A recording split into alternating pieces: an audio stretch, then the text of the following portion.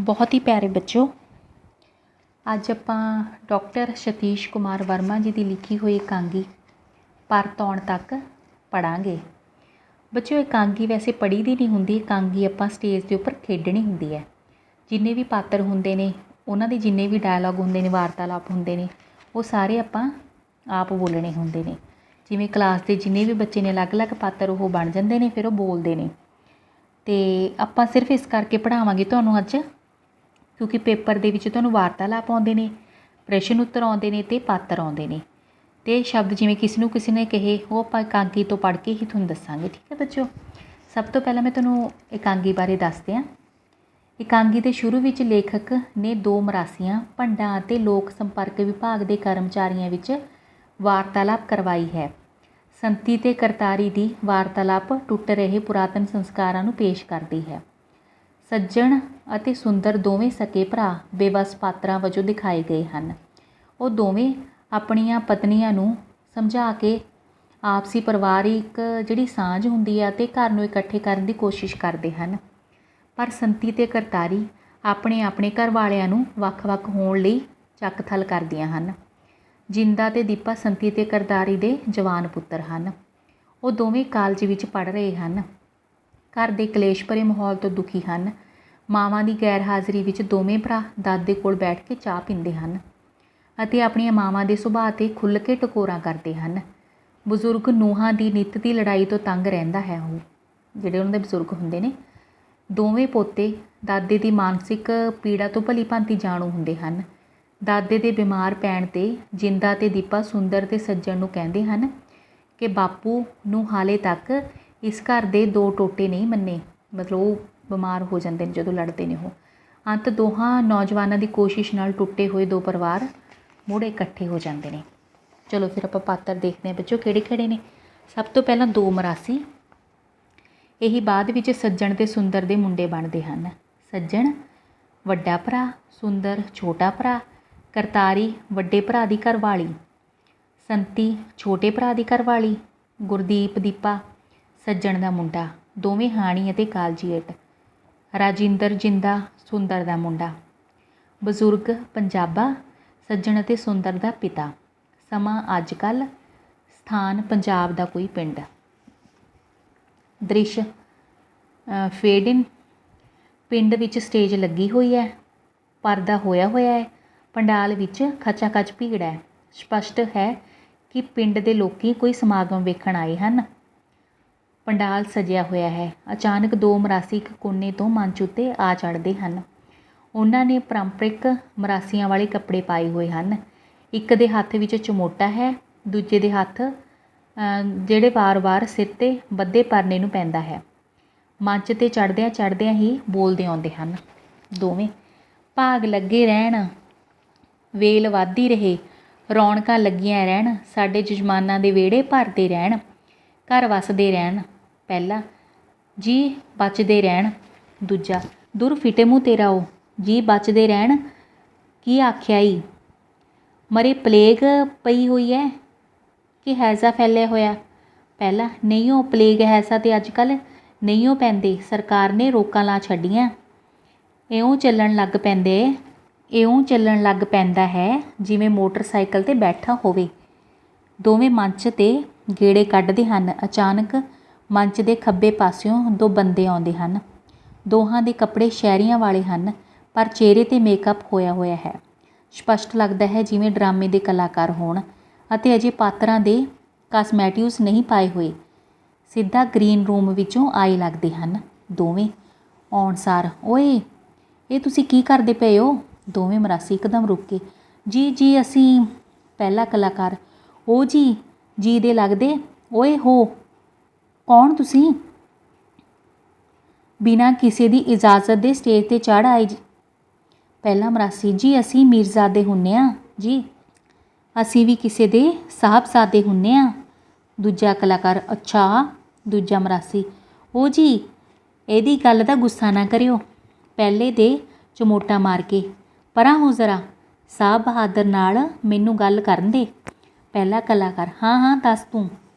ਦੂਜਾ ਮਰਾਸੀ, ਉਹ ਜੀ ਅਸੀਂ ਤੁਰਦੇ ਫਿਰਦੇ ਆਏ, ਪੰਡਾਲ ਸਜਿਆ ਸੀ, ਜਜਮਾਨ ਬੈਠੇ ਸਨ, ਮਹਾਰਾਜ ਤੇ ਆਹ ਚਬੂਤਰਾ ਛੜਿਆਂ ਦੇ ਵਿਹੜੇ ਵਾਂਗੂ ਖਾਲੀ ਚਮਕ ਰਿਹਾ ਸੀ। ਅਸੀਂ ਸੋਚਿਆ ਚਲੋ 2 ਘੜੀ ਜਜਮਾਨਾਂ ਲਈ ਰੌਣਕਾਂ ਲਾਈਏ। ਪਹਿਲਾ ਮਰਾਸੀ ਤੇ ਰੁਪਈਆ ਧੇਲੀ ਹੱਥ ਧਰਾਈਏ। ਦੂਜਾ ਕਲਾਕਾਰ ਅੱਛਾ ਅੱਛਾ ਫਿਰ ਤੇ ਤੁਸੀਂ ਸਾਡੇ ਕਲਾਕਾਰ ਭਰਾ ਹੋਏ। ਦੂਜਾ ਮਰਾਸੀ ਹੈਂ ਜੀ ਕੀ ਆਖਿਆ, ਤੁਸੀਂ ਸਾਡੇ ਭਰਾ ਜੇ। ਬੱਲੇ ਬੱਲੇ ਰੌਣਕਾਂ ਲੱਗੀਆਂ ਰਹਿਣ। ਓਏ ਢੱਕਣਾ ਆਹ ਵੇਖ ਓਏ ਆਪਣੇ ਖਾਨਦਾਨੀ ਬਾਊ ਬਣੇ ਹੋਏ ਆਹ ਪੈਂਟਾਂ ਵੇਖ। ਪਹਿਲੇ ਦੀ ਪੈਂਟ ਨੂੰ ਹੱਥ ਲਾ ਕੇ ਪਲੋਸਦਾ ਹੈ। ਆਹ ਲਿਸ਼ਕਣ ਪੁਸ਼ਕਣ ਵੇਖ ਹਾਂ। ਦੋਵੇਂ ਛਿੱਥੇ ਜਿਹੇ ਪੈ ਕੇ ਉਹ ਸਾਡਾ ਮਤਲਬ ਇਹ ਨਹੀਂ। ਦੂਜਾ ਮਰਾਸੀ ਉਹ ਕੋਈ ਮਤਲਬ ਹੋਵੇ। ਉਹ ਲੋਕੋ ਵੇਖੋ ਏ ਅਸੀਂ ਤਰੱਕੀ ਕਰ ਲਈ ਜੇ।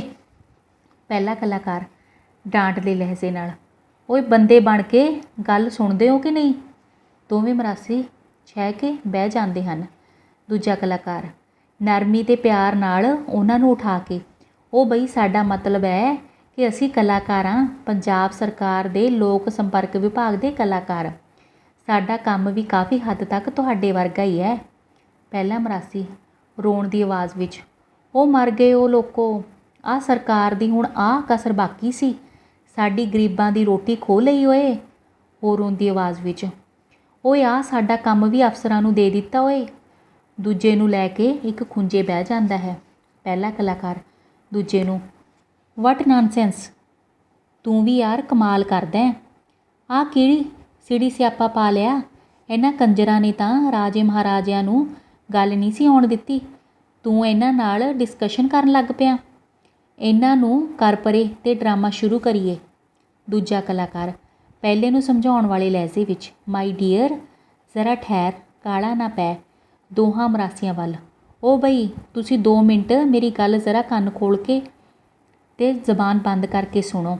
ਦੋਵੇਂ ਮਰਾਸੀ ਮੂੰਹ ਬੰਦ ਕਰਕੇ ਤੇ ਕੰਨਾਂ 'ਚ ਉਂਗਲੀਆਂ ਮਾਰ ਕੇ ਹਾਂ ਜੀ ਸਾਹਿਬ ਜੀ ਸੁਣਾਓ। ਦੂਜਾ ਕਲਾਕਾਰ ਬਈ ਅਸੀਂ ਤੁਹਾਡੀ ਰੋਜ਼ੀ ਰੋਟੀ 'ਤੇ ਲੱਤ ਨਹੀਂ ਮਾਰਦੇ। ਦੇਖੋ ਤੁਸੀਂ ਬੜੀਆਂ ਸਦੀਆਂ ਤੋਂ ਤੱਕ ਲੋਕਾਂ ਨੂੰ ਹਸਾਇਆ ਮਨਾਇਆ। ਪਹਿਲਾ ਮਰਾਸੀ ਤੇ ਰੁਪਈਆ ਹੱਥ ਧਰਾਇਆ। ਦੂਜਾ ਮਰਾਸੀ ਚਮੋਟਾ ਮਾਰ ਕੇ ਤੈਨੂੰ ਟਿੱਕੇ ਗੱਲ ਨਹੀਂ ਸੁਣ ਹੁੰਦੀ।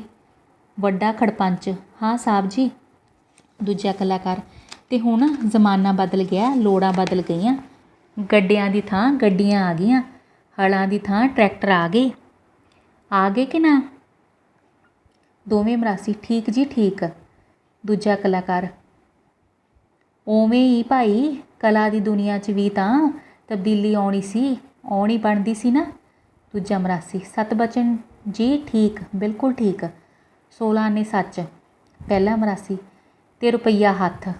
ਪਹਿਲਾ ਝਿੜਕਦਾ ਹੈ। ਪਹਿਲਾ ਕਲਾਕਾਰ ਉਸੇ ਤਰ੍ਹਾਂ ਹੁਣ ਤੁਹਾਡੇ ਵਾਲੇ ਕੰਮ ਦੇ ਵੀ ਰੂਪ ਬਦਲ ਗਏ, ਬਕਾਇਦਾ ਮੰਡਲੀਆਂ ਬਣ ਗਈਆਂ, ਸਟੇਜਾਂ ਲੱਗਦੀਆਂ ਤੇ ਕਲਾਕਾਰ ਆ ਕੇ ਬਾਤਾਂ ਸੁਣਾਉਂਦਾ। ਦੂਜਾ ਮਰਾਸੀ ਸਾਡੇ ਵਾਂਗੂ ਜੀ। ਪਹਿਲਾ ਕਲਾਕਾਰ ਹਾਂਜੀ, ਇਹ ਤੁਹਾਡੇ ਵਾਲਾ ਕਿੱਤਾ ਹੁਣ ਮਾੜਾ ਨਹੀਂ ਗਿਣਿਆ ਜਾਂਦਾ, ਹੁਣ ਇਹਨੂੰ ਲੋਕ ਸਤਿਕਾਰ ਦੀ ਨਜ਼ਰ ਨਾਲ ਵੇਖਦੇ ਨੇ। ਦੂਜਾ ਮਰਾਸੀ ਹੈਰਾਨੀ ਨਾਲ ਹਲਾ ਜੀ। ਦੂਜਾ ਕਲਾਕਾਰ ਹਾਂ ਅਸੀਂ ਵੀ ਇਸੇ ਤਰ੍ਹਾਂ ਦੇ ਕਲਾਕਾਰ ਹਾਂ, ਸਰਕਾਰ ਸਾਨੂੰ ਤਨਖਾਹਾਂ ਦਿੰਦੀ ਬਈ ਅਸੀਂ ਪਿੰਡ 'ਚ ਜਾਈਏ, ਉੱਥੋਂ ਦੇ ਲੋਕਾਂ ਦੀਆਂ ਸਮੱਸਿਆਵਾਂ ਨੂੰ ਜਾਣੀਏ ਸਮਝੀਏ ਤੇ ਫਿਰ ਕਲਾ ਦੀ ਪੁੱਠ ਦੇ ਕੇ ਇਹਨਾਂ ਗੱਲਾਂ ਨੂੰ ਉਹਨਾਂ ਨੂੰ ਸਮਝਾਈਏ। ਪਹਿਲਾ ਮਰਾਸੀ ਅੱਛਾ ਜੀ ਆਹ ਤਾਂ ਫਿਰ ਕਮਾਲ ਹੀ ਹੋਈ ਪਈ ਹੈ, ਧੋਤੀ ਪਾੜ ਕੇ ਰੁਮਾਲ ਹੀ ਹੋਈ ਪਈ ਹੈ। ਦੂਜਾ ਮਰਾਸੀ ਫੇਰ ਝਿੜਕ ਕੇ ਤਾਂ ਫਿਰ ਸਾਹਿਬ ਜੀ ਰੋਣ ਦੀ ਆਵਾਜ਼ 'ਚ ਅਸੀਂ ਕਿੱਥੇ ਜਾਈਏ, ਸਰਕਾਰ ਨੇ ਸਾਡਾ ਕੰਮ ਤਾਂ ਤੁਹਾਨੂੰ ਦੇਤਾ, ਅਸੀਂ ਬੱਚੇ ਕਿੱਥੋਂ ਪਾਲੀਏ। ਮਾਪਿਆਂ ਵਾਲਿਓ ਲੋਕਾਂ ਅੱਗੇ ਵਾਸਤਾ ਪਾਉਂਦਾ ਹੈ। ਪਹਿਲਾ ਕਲਾਕਾਰ ਦੂਜੇ ਨਾਲ ਸਲਾਹ ਮਸ਼ਵਰਾ ਕਰਦਿਆਂ ਤੁਸੀਂ ਮੀਰਜ਼ਾਦਿਓ ਘਬਰਾਓ ਨਾ, ਤੁਸੀਂ ਇਉਂ ਕਿਉਂ ਨਹੀਂ ਕਰਦੇ ਬਈ ਸਾਡੇ ਡਰਾਮੇ 'ਚ ਪਾਰਟ ਕਰੋ, ਕਲਾਕਾਰ ਤੁਸੀਂ ਹੋ ਹੀ, ਬਸ ਗੱਲ ਆਪਣੇ ਕੋਲੋਂ ਨਹੀਂ ਬਣਾਉਣੀ, ਜੋ ਸਾਡੇ ਡਾਇਰੈਕਟਰ ਸਾਹਿਬ ਦੱਸਣ ਉਹੀ ਬੋਲਣੀ ਹੈ। ਦੂਜਾ ਮਰਾਸੀ ਮਤਲਬ ਖੁੱਲ੍ਹਾ ਝੱਗਾ ਛੱਡ ਕੇ ਤੇ ਸਿੱਪਿਆ ਵਿਆਹ ਪਾਉਣਾ। ਦੂਜਾ ਕਲਾਕਾਰ ਆਹੋ ਆਹੋ ਤੇ ਨਾਲੇ ਦਿਹਾੜੀ ਤੁਹਾਨੂੰ ਸਰਕਾਰ ਦੇ ਦੇਵੇਗੀ। ਦੋਵੇਂ ਕਲਾਕਾਰ ਚਲੋ ਚਲੋ ਫਿਰ ਜਲਦੀ ਕਰੋ, ਪਹਿਲਾਂ ਹੀ ਦੇਰ ਬਹੁਤ ਹੋ ਗਈ। ਸਾਰੇ ਮੰਚ ਦੇ ਪਿੱਛੇ ਚਲੇ ਜਾਂਦੇ ਹਨ। Fade out. ਦ੍ਰਿਸ਼ ਦੂਜਾ, ਫੇਡ ਇਨ। ਪਰਦਾ ਹੌਲੀ ਹੌਲੀ ਉੱਠਦਾ ਹੈ। ਮੰਚ 'ਤੇ ਸੱਜੇ ਤੇ ਖੱਬੇ ਦੋ ਘਰ ਬਣੇ ਦਿਸਦੇ ਹਨ।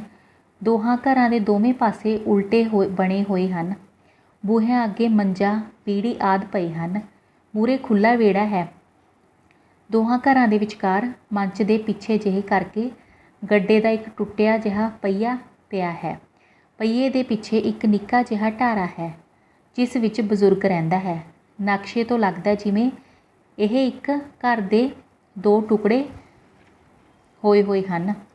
ਇਹ ਵਿਚਕਾਰਲਾ ਢਾਰਾ ਤੇ ਢਾਰੇ ਦੇ ਮੂਹਰੇ ਪਿਆ ਗੱਡੇ ਦਾ ਪਹੀਆ ਦੋਹਾਂ ਘਰਾਂ ਦੀ ਵੰਡ ਨੂੰ ਦਰਸਾਉਂਦੇ ਹੋਏ ਵਿਚਕਾਰ ਜਿਵੇਂ ਸਾਂਝੀ ਨਿਸ਼ਾਨੀ ਵਜੋਂ ਪਏ ਹਨ। ਮੰਚ 'ਤੇ ਹੌਲੀ ਹੌਲੀ ਰੌਸ਼ਨੀ ਹੁੰਦੀ ਹੈ। ਗੱਡੇ ਦੇ ਪਹੀਏ 'ਤੇ ਇੱਕ ਬਜ਼ੁਰਗ ਬੈਠਾ ਸਣ ਵੱਟਦਾ ਨਜ਼ਰ ਆਉਂਦਾ ਹੈ। ਪਿਛੋਕੜ ਤੋਂ ਗੀਤ ਦੀ ਧੁਨੀ ਉੱਭਰਦੀ ਹੈ। ਸਾਡਾ ਵਸਦਾ ਰਹੇ ਘਰ-ਬਾਰ, ਸਾਡਾ ਵਸਦਾ ਰਹੇ ਘਰ-ਬਾਰ, ਸਾਡਾ ਬਣਿਆ ਰਹੇ ਪਿਆਰ, ਸਾਡਾ ਬਣਿਆ ਰਹੇ ਪਿਆਰ, ਨਜ਼ਰ ਕੋਈ ਲੱਗੇ ਨਾ, ਨਜ਼ਰ ਕੋਈ ਲੱਗੇ ਨਾ। ਗੀਤ ਦੇ ਚੱਲਦਿਆਂ ਹੀ ਸੱਜੇ ਘਰੋਂ ਕਰਤਾਰੀ ਗੁੱਸੇ 'ਚ ਨਿਕਲਦੀ ਹੈ ਤੇ ਆਉਂਦੀ ਹੋਈ ਹੀ ਬਜ਼ੁਰਗ ਵਾਲੇ ਪਾਸੇ ਘੁੰਡ ਦਾ ਪੱਲਾ ਕਰਕੇ ਕਰਤਾਰੀ, ਲੈ ਦੇਖ ਲੈ ਬਾਪੂ ਜੀ, ਹੁਣ ਮੇਰਾ ਕਸੂਰ ਨਾ ਕੱਢੀ। ਕੱਲ੍ਹ ਮੇਰੀ ਕਣਕ ਸੁੱਕਣੀ ਪਾਈ ਵੀ ਸੀ, ਇਹਨੇ ਇਹੀ ਜੀ ਨਜ਼ਰ ਲਾਈ ਬਈ ਮਣ ਪੱਕੀ ਕਣਕ 'ਚੋਂ ਮਸਾਂ 10 ਸੇਰ ਆਟਾ ਨਿਕਲਿਆ। ਦੂਜੇ ਪਾਸਿਓਂ ਸੰਤੀ ਆਉਂਦੀ ਹੈ। ਲੱਗਦਾ ਉਹ ਬੂਹੇ 'ਚ ਖੜੀ ਗੱਲ ਸੁਣ ਰਹੀ ਸੀ। ਬਜ਼ੁਰਗ ਵਾਲੇ ਪਾਸਿਓਂ ਘੁੰਡ ਕੱਢ ਕੇ ਸੰਤੀ, ਹੇਖਾਂ ਗੱਲਾਂ ਆਉਂਦੀਆਂ ਇਹਨੂੰ ਵੱਡੀ ਸਰਦਾਰਨੀ ਨੂੰ, ਅਖੇ ਨਜ਼ਰ ਲਾਈ ਨੀ ਕੱਲ੍ਹ ਤੂੰ ਕੀ ਕੌੜ ਮੈਂ ਵਾਂਗ ਝਾਕਦੀ ਸੀ ਜਦ ਮੈਂ ਬਾੜੇ 'ਚੋਂ ਧਾਰ ਚੋ ਕੇ ਆਈ ਸੀ। ਮਖਾਂ ਬਾਪੂ ਜੀ ਭਰੀ ਬਾਲਟੀ ਦੁੱਧ ਦੀ ਬਿੱਲੀ ਮੂੰਹ ਲਾ ਗਈ। ਇਹਾ ਜਾ ਤੀਰ ਛੱਡਿਆ ਨੇ ਵੱਡੀ ਰਕਾਨ ਨੇ, ਅਖੇ ਤੁਮ ਤੋਂ ਕਿਸੀ ਦੀ ਤਾਰੀਫ ਦੇਖਤੇ ਨਹੀਂ ਚਲਿੱਤਰੋ। ਕਰਤਾਰੀ, ਮੂੰਹ ਸੰਭਾਲ ਕੇ ਗੱਲ ਕਰਨੀ, ਆ ਬਾਪੂ ਜੀ ਦੀ ਸ਼ਰਮ ਖਾਈ ਜਾਂਦੀ ਐ, ਨਹੀਂ ਤਾਂ ਗੁੱਤਨੀ ਪੁੱਟ ਕੇ ਹੱਥ 'ਚ ਫੜਾ ਦਿਆਂ। ਸੰਤੀ, ਮੈਂ ਵੀ ਤੋੜ ਦੇ ਦੂੰ ਅੱਖਾਂ 'ਚ। ਵੱਡੀ ਥਾਣੇਦਾਰਨੀ ਚੌਧਰਾਣੀ ਬਣੀ ਫਿਰਦੀ ਐ, ਅਖੇ ਕਿਆ ਪੀਦੀ ਅਰ ਕਿਆ ਪੀਦੀ ਕਾ ਸ਼ੋਰਬਾ। ਕਰਤਾਰੀ, ਨੀ ਮੈਂ ਦੱਸਾਂ ਤੈਨੂੰ। ਸੰਤੀ ਵੱਲ ਔਲਣ ਲੱਗਦੀ ਹੈ ਕਿ ਬਜ਼ੁਰਗ ਜਿਹੜਾ ਹੁਣ ਤੱਕ ਅਸਹਾय ਮੁਦਰਾ ਵਿੱਚ ਖੜਾ ਸੀ, ਅਚਾਨਕ ਭੜਕ ਉੱਠਦਾ ਹੈ। ਬਜ਼ੁਰਗ, ਉਹ ਸ਼ਰਮ ਨਹੀਂ ਆਉਂਦੀ ਤੁਹਾਨੂੰ? ਆਹ ਧੌਲੀ ਦਾੜੀ ਦਾ ਲਿਹਾਜ਼ ਕਰੋ, ਜਾਓ ਆਪਣੇ ਆਪਣੇ ਕੰਮ ਕਰੋ। ਦੋਵੇਂ ਇੱਕ ਦੂਜੀ ਵੱਲ ਕੌੜ-ਕੌੜ ਝਾਕਦੀਆਂ ਅੰਦਰ ਚਲੀਆਂ ਜਾਂਦੀਆਂ ਹਨ। ਬਜ਼ੁਰਗ ਉਦਾਸ ਮੁਦਰਾ ਵਿੱਚ ਹੌਲੀ ਹੌਲੀ ਤੁਰਦਾ ਆਪਣੇ ਢਾਰੇ ਵੱਲ ਚਲਾ ਜਾਂਦਾ ਹੈ ਤੇ ਪਿੱਛੋਂ ਗੀਤ ਦੇ ਬੋਲ ਉੱਭਰਦੇ ਹਨ। ਸਾਡਾ ਵਸਦਾ ਰਹੇ ਘਰ-ਬਾਰ। Fade out. ਦ੍ਰਿਸ਼ ਤੀਜਾ, ਫੇਡ ਇਨ। ਪ੍ਰਭਾਤ ਵੇਲਾ, ਚਿੜੀਆਂ ਦੇ ਚੂਕਣ ਦੀ ਆਵਾਜ਼, ਪਿਛੋਕੜ ਤੋਂ ਬਲਦਾਂ ਪਾਲੀਆਂ ਦੇ ਬੋਲਾਂ ਦੀ, ਬਲਦਾਂ ਦੀਆਂ ਟੱਲੀਆਂ, ਟਰੈਕਟਰਾਂ ਦੇ ਚੱਲਣ ਆਦਿ ਦੀਆਂ ਆਵਾਜ਼ਾਂ ਆਉਂਦੀਆਂ ਹਨ। ਬਜ਼ੁਰਗ ਦੇ ਢਾਰੇ ਵਿੱਚੋਂ ਹੌਲੀ ਹੌਲੀ ਪਾਠ ਦੀ ਆਵਾਜ਼ ਆ ਰਹੀ ਹੈ। ਸੱਜਣ ਤੇ ਸੁੰਦਰ ਦੋਵੇਂ ਆਪਣੇ ਆਪਣੇ ਘਰ ਦੇ ਚੌਂਕੇ ਵਿੱਚ ਬੈਠੇ ਰੋਟੀ ਖਾ ਰਹੇ ਹਨ। ਮੰਚ 'ਤੇ ਦੋਵੇਂ ਪਾਸੇ ਇੱਕੋ ਵੇਲੇ ਇੱਕੋ ਜਿਹਾ ਕਾਰਜ ਚੱਲ ਰਿਹਾ ਹੈ, ਭਾਵ ਕਰਤਾਰੀ ਤੇ ਸੰਤੀ ਆਪਣੇ ਆਪਣੇ ਘਰ ਵਾਲਿਆਂ ਨੂੰ ਰੋਟੀ ਖਵਾ ਰਹੀਆਂ ਹਨ। ਦੋਵੇਂ ਪਾਸੇ ਵਾਰਤਾਲਾਪ ਇਕੱਠੀ ਚੱਲ ਰਹੀ ਹੈ। ਇੱਕ ਪਾਸੇ ਕਰਤਾਰੀ, ਸੁਣਦਾ ਦੀਪ ਦੇ ਬਾਪੂ, ਕੌਲੀ ਵਿੱਚ ਸਬਜ਼ੀ ਹੋਰ ਪਾਉਂਦੀ ਹੋਈ, ਕੱਲ੍ਹ ਫੇਰ ਇਹਨੇ ਆਡਾ ਲਾ ਲਿਆ, ਨਾ ਅੱਗਾ ਵੇਖੇ ਨਾ ਪਿੱਛਾ, ਮੈਂ ਤਾਂ ਅੱਕੀ ਪਈ ਆਂ ਇਸ ਰੋਜ਼ ਰੋਜ਼ ਦੇ ਕਲੇਸ਼ ਤੋਂ। ਸੱਜਣ, ਤੂੰ ਕਿਸੇ ਵੇਲੇ ਤਾਂ ਅਰਮਾਨ ਨਾਲ ਬਹਿ ਲਿਆ ਕਰ, ਹੁਣ ਪ੍ਰਭਾਤ ਵੇਲਾ ਈ, ਇਹ ਰਾਮ ਕਹਾਣੀ ਛੇੜ ਬੈਠੀ। ਕਰਤਾਰੀ, ਤੈਨੂੰ ਲੱਗਦੀ ਹੈ ਰਾਮ ਕਹਾਣੀ? ਇੱਥੇ ਜਿਹੜੀ ਰੋਜ਼ ਰਾਵਣ ਲੀਲਾ ਹੁੰਦੀ ਹੈ ਉਹਦਾ ਵੀ ਪਤਾ ਹੈ? ਸਾਰਾ ਦਿਨ ਸੂਈ ਕੁੱਤੀ ਵਾਂਗੂ ਕੁਰਲ ਕੁਰਲ ਕਰਦੀ ਫਿਰਦੀ ਹੈ ਤੇਰੀ ਇਹ ਵੱਡੀ ਹੇਜਲੀ ਭਰਜਾਈ। ਸੱਜਣ, ਉਹ ਤੂੰ ਕਿਸੇ ਨਾਲੋਂ ਘੱਟ ਹੈ, ਮੈਂ ਜਾਣਦਾ ਨਹੀਂ ਤੈਨੂੰ, ਤੁਸੀਂ ਦੋਵੇਂ ਟੋਆ ਪੁੱਟ ਕੇ ਦੱਬਣ ਵਾਲੀਆਂ ਹੋ। ਅਖੇ ਜੀ ਸਕੀਆਂ ਭੈਣਾਂ ਘਰ 'ਚ ਲੈ ਆਓ, ਇਹ ਸਕੀਆਂ ਸੌਕਣਾਂ ਨੂੰ ਟੱਪੀਆਂ ਫਿਰਦੀਆਂ। ਦੂਜੇ ਪਾਸੇ ਸੰਤੀ ਕੌਲੀ 'ਚ ਘਿਓ ਪਾਉਂਦੀ ਹੋਈ, ਲੈ ਫੇਰ ਨਾ ਕਹੀਂ ਰੱਬ ਦੇ ਬੰਦਿਆ ਵੀ ਪਹਿਲਾਂ ਨਹੀਂ ਦੱਸਿਆ, ਮੈਂ ਤਾਂ ਉਹਦਾ ਕੁੱਟ-ਕੁੱਟ ਕੇ ਉਹ ਹਾਲ ਕਰ ਦੂੰ ਬਈ ਪੁਸ਼ਤਾਂ ਤੱਕ ਯਾਦ ਰੱਖੂ ਬਈ ਸੰਤੀ ਸੇ ਵਾਸਤਾ ਪੜਾ ਥਾ। ਸੁੰਦਰ, ਫੇਰ ਸ਼ੁਰੂ ਹੈ ਕਿੱਸਾ ਜੰਗ ਹਿੰਦ ਪੰਜਾਬ ਦਾ। ਮਖਾ 2 ਘੜੀ ਰਮਾਨ ਨਾਲ ਵੀ ਬਹਿ ਲਿਆ ਕਰੋ। ਤੁਸੀਂ ਕਿਹੜੀ ਲੰਕਾ ਵੰਡਣੀ ਹੈ ਬਈ ਸਾਰਾ ਦਿਨ ਰਾਤ ਹੂ ਕਰਦੀਆਂ ਰਹਿੰਦੀ ਹੋ। ਸੰਤੀ, ਨਾ ਅਜੇ ਕਸਰ ਹੈ, ਦੁੱਧ ਪੁੱਤ ਨੂੰ ਦੇਖ ਨਹੀਂ ਉਹ ਸਿਖਾਉਂਦੀ, ਸਾਰਾ ਦਿਨ ਕੌੜ ਕੌੜ ਅੱਡ ਝਾਕਦੀ ਰਹੂ। ਆ ਬਾਪੂ ਜੀ ਦੀ ਸ਼ਰਮ ਮਾਰ ਗਈ, ਗੁੱਤਨੀ ਕਿਹੜਾ ਨਾ ਕੱਲ੍ਹ ਹੱਥ ਫੜਾਉਂਦੀ। ਸੁੰਦਰ, ਕੋਈ ਅਕਲ ਦੀ ਗੱਲ ਕਰੋ, ਕਿਉਂ ਸਾਰੇ ਪਿੰਡ ਨੂੰ ਬਦਨਾਮੀ ਖੱਟਣ ਵਾਲਾ ਕੰਮ ਕਰਦੀ ਹੋ। ਇਸ ਘਰ 'ਚ ਕਦੇ ਉੱਚੀ ਆਵਾਜ਼ ਨਹੀਂ ਸੀ ਨਿਕਲੀ, ਲੋਕਾਂ ਨੇ ਸਾਡੀ ਵੱਲ ਚੁਪਕਿਆਂ ਕੇ ਪਾਈ ਹੋਈ ਸੀ, ਹੁਣ ਮੈਨੂੰ ਲੱਗਦਾ ਬੋਲ ਬੁਲਾਰਿਆਂ ਕੇ ਪਾਉਣਗੇ। ਸੰਤੀ, ਨਾ ਮੇਰਾ ਕੱਲੀ ਦਾ ਮਾਮਦੋਸ ਹੈ, ਉਹਨੂੰ ਨਹੀਂ ਸਮਝਾ ਹੁੰਦਾ ਤੇਰੀ ਮਾਤਾ ਸਮਾਨ ਵੱਡੀ ਭਰਜਾਈ ਕੋ, ਜਿਹੜੀ ਨਾ ਅੱਗਾ ਦੇਖੇ ਨਾ ਪਿੱਛਾ, ਮਾਰ ਚੱਕਦੂ ਕਰਦੀ ਰਹਿੰਦੀ ਹੈ ਹਰ ਵੇਲੇ। ਸੁੰਦਰ, ਉਹ ਮੈਂ ਤਾਂ ਕਹਿਣਾ ਦੋਵੇਂ ਜਣੀਆਂ ਪਿਆਰ ਨਾਲ ਰਹੋ, ਜੱਗ ਹਸਾਈ ਨਹੀਂ ਕਰਾਈ ਦੀ। ਪਹਿਲੇ ਪਾਸੇ ਸੱਜਣ, ਹੁਣ ਗੱਲ ਮੇਰੇ ਪੱਲੇ ਬੰਨ੍ਹ ਲਓ, ਘਰ ਦਾ ਤਫਾਕ ਬਣਾਈ ਰੱਖੋ, ਦੱਬ ਘੁੱਟ ਕੇ ਗੁਜ਼ਾਰਾ ਕਰੋ। ਦੂਜੇ ਪਾਸੇ ਸੁੰਦਰ, ਹੁਣ ਬਾਰ ਨਾ ਕਹਿਣਾ ਪਵੇ, ਸਮਝੀ, ਮੈਂ ਚੱਲਿਆ ਖੇਤ, ਰੋਟੀ ਲੈ ਕੇ ਆ ਜੀ। ਸੱਜਣ, ਚੰਗਾ ਸਮਝ ਗਈ ਨਾ, ਹੁਣ ਦੁਬਾਰਾ ਨਾ ਇਹ ਗੱਲ ਹੋਵੇ, ਰੋਟੀ ਇਸ ਵਕਤੇ ਪਹੁੰਚਾ ਦੀ, ਕਿਤੇ ਇੱਥੇ ਫਿਰ ਅਸੈਂਬਲੀ ਲਾ ਕੇ ਬਹਿ ਜੇ। ਦੋਵੇਂ ਪਾਸੇ ਦੋਵੇਂ ਭਰਾ ਕਹੀ ਯਾਦ ਚੁੱਕ ਕੇ ਜਾਂਦੇ ਹਨ ਤੇ ਦੋਵੇਂ ਦੱਬੀਆਂ ਘੁੱਟੀਆਂ ਜਿਹੀਆਂ ਉਹਨਾਂ ਨੂੰ ਤੋਰਦੀਆਂ ਹਨ।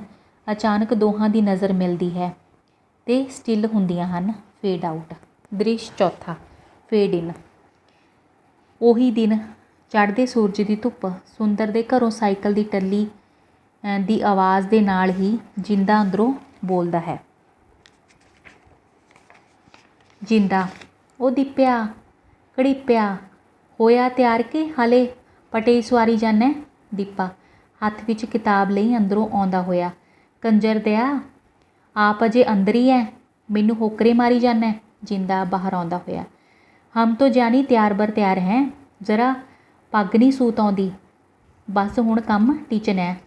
ਦੀਪਾ ਲਾ ਕੇ, ਸਾਲਿਆ ਕਾਲਜ ਜਾਣਾ ਕਿ ਘੋੜੀ ਚੜ੍ਹਨਾ, ਮੱਖਾਂ ਬੜੀ ਪੋਚ ਗੁਲਾਬੀ ਚਮਕਾਈ ਹੈ। ਜਿੰਦਾ, ਭਾਈ ਸਾਹਿਬ ਘੋੜੀ ਵੀ ਚੜਾਂਗੇ, ਹਮ ਕਿਸੇ ਤੋਂ ਘੱਟ ਹੈ, ਕਹਾਵਾਂ ਮੇਰੇ ਬੇਬੇ ਜੀ ਦਾ, ਹਮ ਕਿਸੇ ਸੇ ਕਮ ਨਹੀਂ। ਦੀਪਾ ਵਿੱਚੋਂ ਕੱਟ ਕੇ, ਹੌਲੀ ਬੋਲ ਸਹੁਰਿਆ, ਜੇ ਅੰਦਰੋਂ ਮਾਸੀ ਜਮਾ ਚਾਚੀ ਨੇ ਸੁਣ ਲਿਆ ਤਾਂ ਹੁਣੇ ਜੁੰਡੇ ਪੱਟ ਦਿਓ। ਜਿੰਦਾ, ਬੇਬੇ ਖੇਤ ਗਈ ਵੀ ਹੈ। ਦੀਪਾ, ਹਲਾਂ ਤਾਂ ਹੀ ਖੇਡਦੀ ਹੈ ਤੇਰੀ ਕਾਟੋ ਫੁੱਲਾਂ 'ਤੇ, ਮੈਂ ਵੀ ਕਹਾਂ ਮਾਂ ਦਾ ਡਾਲਡਾ ਅੱਜ ਕਿਵੇਂ ਛਿੱਕਲ ਟੁੱਟੇ ਕੱਟੇ ਵਾਂਗ ਰਿੰਗਦਾ, ਮਤਲਬ ਅੱਜ ਕਿਵੇਂ ਛਿੱਕਲ ਟੁੱਟੇ ਕੱਟੇ ਵਾਂਗ ਰਿੰਗਦਾ। ਜਿੰਦਾ, ਤੈਨੂੰ ਵੀ ਕਾਕਾ ਜੀ ਗੱਲਾਂ ਤਾਂ ਹੀ ਆਉਂਦੀਆਂ ਹੋਣੀਆਂ ਬਈ ਤਾਈ ਸ਼੍ਰੀ ਘਰ ਨਹੀਂ ਹੋਣੀ। ਦੀਪਾ, ਆਹੋ ਹੋਰ ਕੀ, ਉਹ ਵੀ ਖੇਤ ਗਈ ਵੀ ਹੈ। ਜਿੰਦਾ, ਅਸ਼ਕੇ, ਲੈ ਫੇਰ ਤਾਂ ਬੁੱਲੇ ਲੁੱਟੀਏ, ਅਜੇ ਕਾਲਜ ਜਾਣ 'ਚ ਹੈਗਾ ਟਾਈਮ, ਚਾਹ ਚੂ ਦੀ ਘੁੱਟ ਹੋਰ ਪੀਏ, ਮਜ਼ਾ ਆਊ। ਨੋ ਮੈਨਸ ਲੈਂਡ 'ਤੇ ਬਹਿ ਕੇ ਪੀਣ ਦਾ ਇਸ਼ਾਰਾ ਬਾਬੇ ਦੇ ਢਾਰੇ ਤੇ ਗੱਡੇ ਦੇ ਪਹੀਏ ਵੱਲ ਕਰਦਾ ਹੈ। ਦੀਪਾ, ਲੈ ਫਿਰ ਮੈਂ ਚਾਹ ਲਿਆਨਾ, ਤੂੰ ਮਾਰ ਆਪਣੇ ਰਾਸ਼ਟਰਪਤੀ ਨੂੰ ਆਵਾਜ਼, ਉਹਦੇ ਵੱਲ ਤੁਰਦਾ ਹੈ। ਜਿੰਦਾ ਜ਼ੋਰ ਨਾਲ, ਮੱਖਾਂ ਬਾਬਾ ਜੀ ਆ ਜਾਓ ਬਾਹਰ, ਫੌਜਾਂ ਸ਼ਿਵਰਾਂ ਮੇ ਗਈ ਹੋਈ ਹੈ, ਮੈਦਾਨੇ ਜੰਗ ਸ਼ਾਂਤ ਹੈ। ਬਜ਼ੁਰਗ ਅੰਦਰੋਂ ਆਉਂਦਾ ਹੋਇਆ, ਪੁੱਤ ਜਿੰਦੇ ਕੀ ਗੱਲ ਹੈ। ਦੀਪਾ ਪਿੱਤਲ ਦੇ ਗਲਾਸਾਂ 'ਚ ਚਾਹ ਲਿਆਉਂਦਾ ਹੋਇਆ, ਬਾਬਾ ਜੀ ਆ ਜਾਓ, ਘੁੱਟ ਚਾਹ ਪੀਏ ਤੁਹਾਡੇ ਤਕੀਏ 'ਤੇ ਬਹਿ ਕੇ। ਬਜ਼ੁਰਗ, ਕੀ ਗੱਲ ਤੁਹਾਡੀਆਂ ਦੋਹਾਂ ਦੀਆਂ ਮਾਵਾਂ ਘਰ ਨਹੀਂ। ਜਿੰਦਾ, ਤੁਹਾਨੂੰ ਪਤਾ ਹੀ ਹੈ ਬਾਬਾ ਜੀ, ਉਹਨਾਂ ਦੇ ਹੁੰਦਿਆਂ ਕਦੇ ਸਾਹ ਨਿਕਲਦਾ, ਅਜੇ ਮੈਂ ਤਾਂ ਹਿੰਮਤ ਕਰਕੇ ਬਾਜ ਵੀ ਮਾਰ ਲਊਂ, ਆ ਬਾਜਾ ਜਾ ਤਾਂ ਜਮਾ ਹੀ ਉਖਲੀ 'ਚ ਸਿਰ ਦਿੱਤੇ ਵਾਂਗੂ ਰਹੂ ਸਦਾ। ਦੀਪਾ, ਉਹ ਰਹਿਣ ਦੇ ਵੱਡਿਆ ਭਲਵਾਨਾ, ਗੱਲਾਂ ਆਉਂਦੀਆਂ ਇਹਨੂੰ ਵੱਡੇ ਜੇਠ ਮਲਾਨੀ ਨੂੰ, ਤੂੰ ਚਾਹ ਪੀ ਲੈ ਘੁੱਟ। ਤਿੰਨੇ ਗੱਡੇ 'ਤੇ ਪਹੀਏ 'ਤੇ ਬਹਿ ਕੇ ਚਾਹ ਪੀਣ ਲੱਗਦੇ ਨੇ, ਬਾਬੇ ਨਾਲ ਝੇਡਾਂ ਕਰਦੇ ਨੇ, ਗੱਲਾਂ ਮਾਰਦੇ ਨੇ, ਹੱਸਦੇ ਨੇ ਕਿ ਅਚਾਨਕ ਇੱਕ ਪਾਸਿਓਂ ਕਰਤਾਰੀ ਤੇ ਦੂਜੇ ਪਾਸਿਓਂ ਸੰਤੀ ਆਉਂਦੀ ਹੈ। ਸੰਤੀ ਕੱਬੀ ਆਵਾਜ਼ 'ਚ, ਵੇ ਜਿੰਦਿਆ, ਹਾਲੇ ਇੱਥੇ ਹੀ ਚਾਹਾਂ ਡੱਫ ਹੁੰਦੀਆਂ, ਉੱਥੇ ਕਾਲਜ ਆਥਣ ਨੂੰ ਪਹੁੰਚਣਾ। ਕਰਤਾਰੀ ਹੋਰ ਕੌੜੀ ਆਵਾਜ਼, ਦੀਪਿਆ ਕਵੇਲਾ ਇੱਥੇ ਹੀ ਕਰ ਲਿਆ, ਮੈਂ ਸੋਚੀ ਜਾਂਦੀ ਐ ਤੂੰ ਸ਼ਹਿਰ ਟੱਪ ਗਿਆ ਹੋਵੇਂਗਾ, ਹਾਲੇ ਘਰ 'ਚ ਗਿੱਧਾ ਪਾਈ ਜਾਂਦਾ। ਦੋਵੇਂ ਇਕੱਠੇ ਹੀ। ਬਸ ਬੇਬੇ ਜਾਂਦੇ ਆ। ਦੋਵੇਂ ਇੱਕ ਦੂਜੇ ਵੱਲ ਮੁਸਕੜੀਆਂ ਹੱਸਦੇ ਆਪਣੇ ਘਰ 'ਚੋਂ ਜਾਂਦੇ ਹਨ। ਅੰਦਰੋਂ ਸਾਈਕਲ 'ਤੇ ਚੱਲਣ 'ਤੇ ਟੱਲੀਆਂ ਮਾਰਨ ਦੀ ਆਵਾਜ਼ ਆਉਂਦੀ ਹੈ। ਬਜ਼ੁਰਗ ਦੋਹਾਂ ਵੱਲ ਵੇਖਦਾ ਹੌਲੀ ਹੌਲੀ ਚਾਹ ਦੇ ਸੜਾਕੇ ਮਾਰਦਾ ਹੈ ਅਤੇ ਦੋਵੇਂ ਇੱਕ ਦੂਜੇ ਵੱਲ ਝਾਕਦੀਆਂ ਸਟਿਲ ਹੁੰਦੀਆਂ ਹਨ। Fade out. ਦ੍ਰਿਸ਼ ਪੰਜਵਾਂ। ਫੇਡ ਇਨ। ਵੇਲਾ ਦੁਪਹਿਰ ਦਾ। ਕਰਤਾਰੀ ਭਾਂਡੇ ਮਾਂਜ ਰਹੀ ਹੈ ਅਤੇ ਨਾਲੇ ਆਪਣੇ ਆਪ ਨਾਲ ਗੱਲਾਂ ਕਰ ਰਹੀ ਹੈ। ਲੱਗਦਾ ਕਿਸੇ ਗੱਲੋਂ ਤਪੀ ਹੋਈ ਹੈ। ਕਰਤਾਰੀ। ਬੁਰਾ ਹਾਲ ਹੈ। ਆਖੇ ਮੈਂ ਨਹੀਂ ਕਿਸੇ ਦੀ ਧੌਂਸ ਸਹਿੰਦੀ, ਜਿਵੇਂ ਮੈਂ ਉਹਦੀ ਧੌਂਸ ਸਹਿ ਲੂੰ। ਇੱਕ ਆਹ ਖਸਮ ਨਹੀਂ ਕੰਮ ਦਾ। ਕੋਈ ਗੱਲ ਕਹੋ, ਇਹਦੇ ਕੰਨ 'ਤੇ ਜੂੰ ਨਹੀਂ ਸਰਕਦੀ। ਆਖੇ ਦੱਬ ਘੁੱਟ ਕੇ ਗੁਜ਼ਾਰਾ ਕਰ ਲਓ। ਨਾ ਕਿਸੇ ਤੋਂ ਕੁਛ ਲੈ ਕੇ ਖਾਂਦੇ ਆ। ਮੈਂ ਕਰੂੰ ਇਹਦੀ ਹਮਕੋ ਤੁਮਕੋ ਬੰਦ। ਸੰਤੀ ਅੰਦਰੋਂ ਸੁਣ ਕੇ ਬਾਹਰ ਆਉਂਦੀ ਹੋਈ। ਨੀ ਕਿਹਦੀ ਕਰੇਂਗੀ ਹਮਕੋ ਤੁਮਕੋ ਬੰਦ? ਮੈਂ ਵੀ ਤੋੜ ਦੇ ਦੂੰ ਅੱਖਾਂ 'ਚ। ਮੈਂ ਕਹਿੰਦੀ ਆ ਕੀ ਕਹਿਣਾ? ਤੂੰ ਵੱਡੀ ਹੋਵੇਂਗੀ ਤਾਂ ਆਪਣੇ ਘਰ ਮੇਰੇ ਨਾਲ ਆਡਾ ਨਾ ਲਾਈ। ਫੇਰ ਨਾ ਕਹੀਂ ਮੇਰੀ ਤੋਂ ਬਿਸਤੀ ਖਰਾਬ ਕਰਤੀ। ਕਰਤਾਰੀ। ਨੀ ਮੈਂ ਤੈਨੂੰ ਕੁਛ ਕਿਹਾ? ਆਪਣੇ ਘਰ ਬੈਠੀ ਜੋ ਚਾਹਾਂ ਕਰਾਂ, ਜੋ ਜੀ ਕਰੇ ਬੋਲਾਂ। ਤੈਨੂੰ ਮੈਂ ਸੱਦਣ ਲਈ ਗਈ ਆ। ਐਵੇਂ ਟਾਰਾ ਮਾਰ ਲੱਗੀ ਐ। ਕੰਮ ਨਾ ਕਰ। ਕਦੇ ਐਸ ਕੋਲੇ ਲੱਗ ਗਈ, ਕਦੇ ਔਸ ਕੋਲੇ ਲੱਗ ਗਈ। ਸਾਰਾ ਦਿਨ ਲੋਕਾਂ ਦੀਆਂ ਗੱਲਾਂ ਦੀ ਸੁੰਗ ਸਗਾਈ ਤੋਂ ਬਿਨਾਂ ਹੋਰ ਕੋਈ ਕੰਮ ਹੈ? ਇੱਕੋ ਮਾਊ ਜਿਹੇ ਤੋਂ ਨੀ ਰੋਕ ਹੁੰਦਾ ਇਹਨੂੰ। ਸੰਤੀ। ਜ਼ਬਾਨ ਸੰਭਾਲ ਕੇ ਗੱਲ ਕਰਨੀ ਵੱਡੀ ਰਕਾਨੇ। ਮੈਂ ਕਹਿੰਦੀ ਆ ਚਲੋ ਹੋਈ ਸੋ ਹੋਈ, ਹੁਣ ਰਹਿਣ ਦਿਆਂ। ਤੂੰ ਸਿਰ 'ਤੇ ਚੜ੍ਹੀ ਆਉਂਦੀ ਐ। ਕਰਤਾਰੀ ਵੱਲ ਨੂੰ ਆਉਂਦੀ ਹੈ। ਉੱਧਰੋਂ ਕਰਤਾਰੀ ਉੱਠਦੀ ਹੈ। ਮਿਡ ਸਟੇਜ 'ਤੇ ਆ ਕੇ ਇੱਕ ਦੂਜੀ ਵੱਲ ਬਾਹਾਂ ਉਲਾਰਦੀਆਂ ਲੜਦੀਆਂ ਹਨ। ਕਰਤਾਰੀ। ਨੀ ਮੂੰਹ ਸੰਭਾਲ ਕੇ ਗੱਲ ਕਰੀ। ਆਪਣੀ ਇੱਜ਼ਤ ਆਪਣੇ ਹੱਥ ਹੁੰਦੀ ਹੈ। ਸੰਤੀ। ਨੀ ਇਹ ਗੱਲ ਤੂੰ ਵੀ ਵਿਚਾਰ ਲੈ। ਨੀ ਤੂੰ ਆਪਣੀ ਚਮੜੀ 'ਚ ਰਹਿ। ਤੂੰ ਆਪਣਾ ਅੱਗਾ ਵਿਚਾਰ। ਫੇਰ ਨਾ ਕਹੀਂ ਬਈ।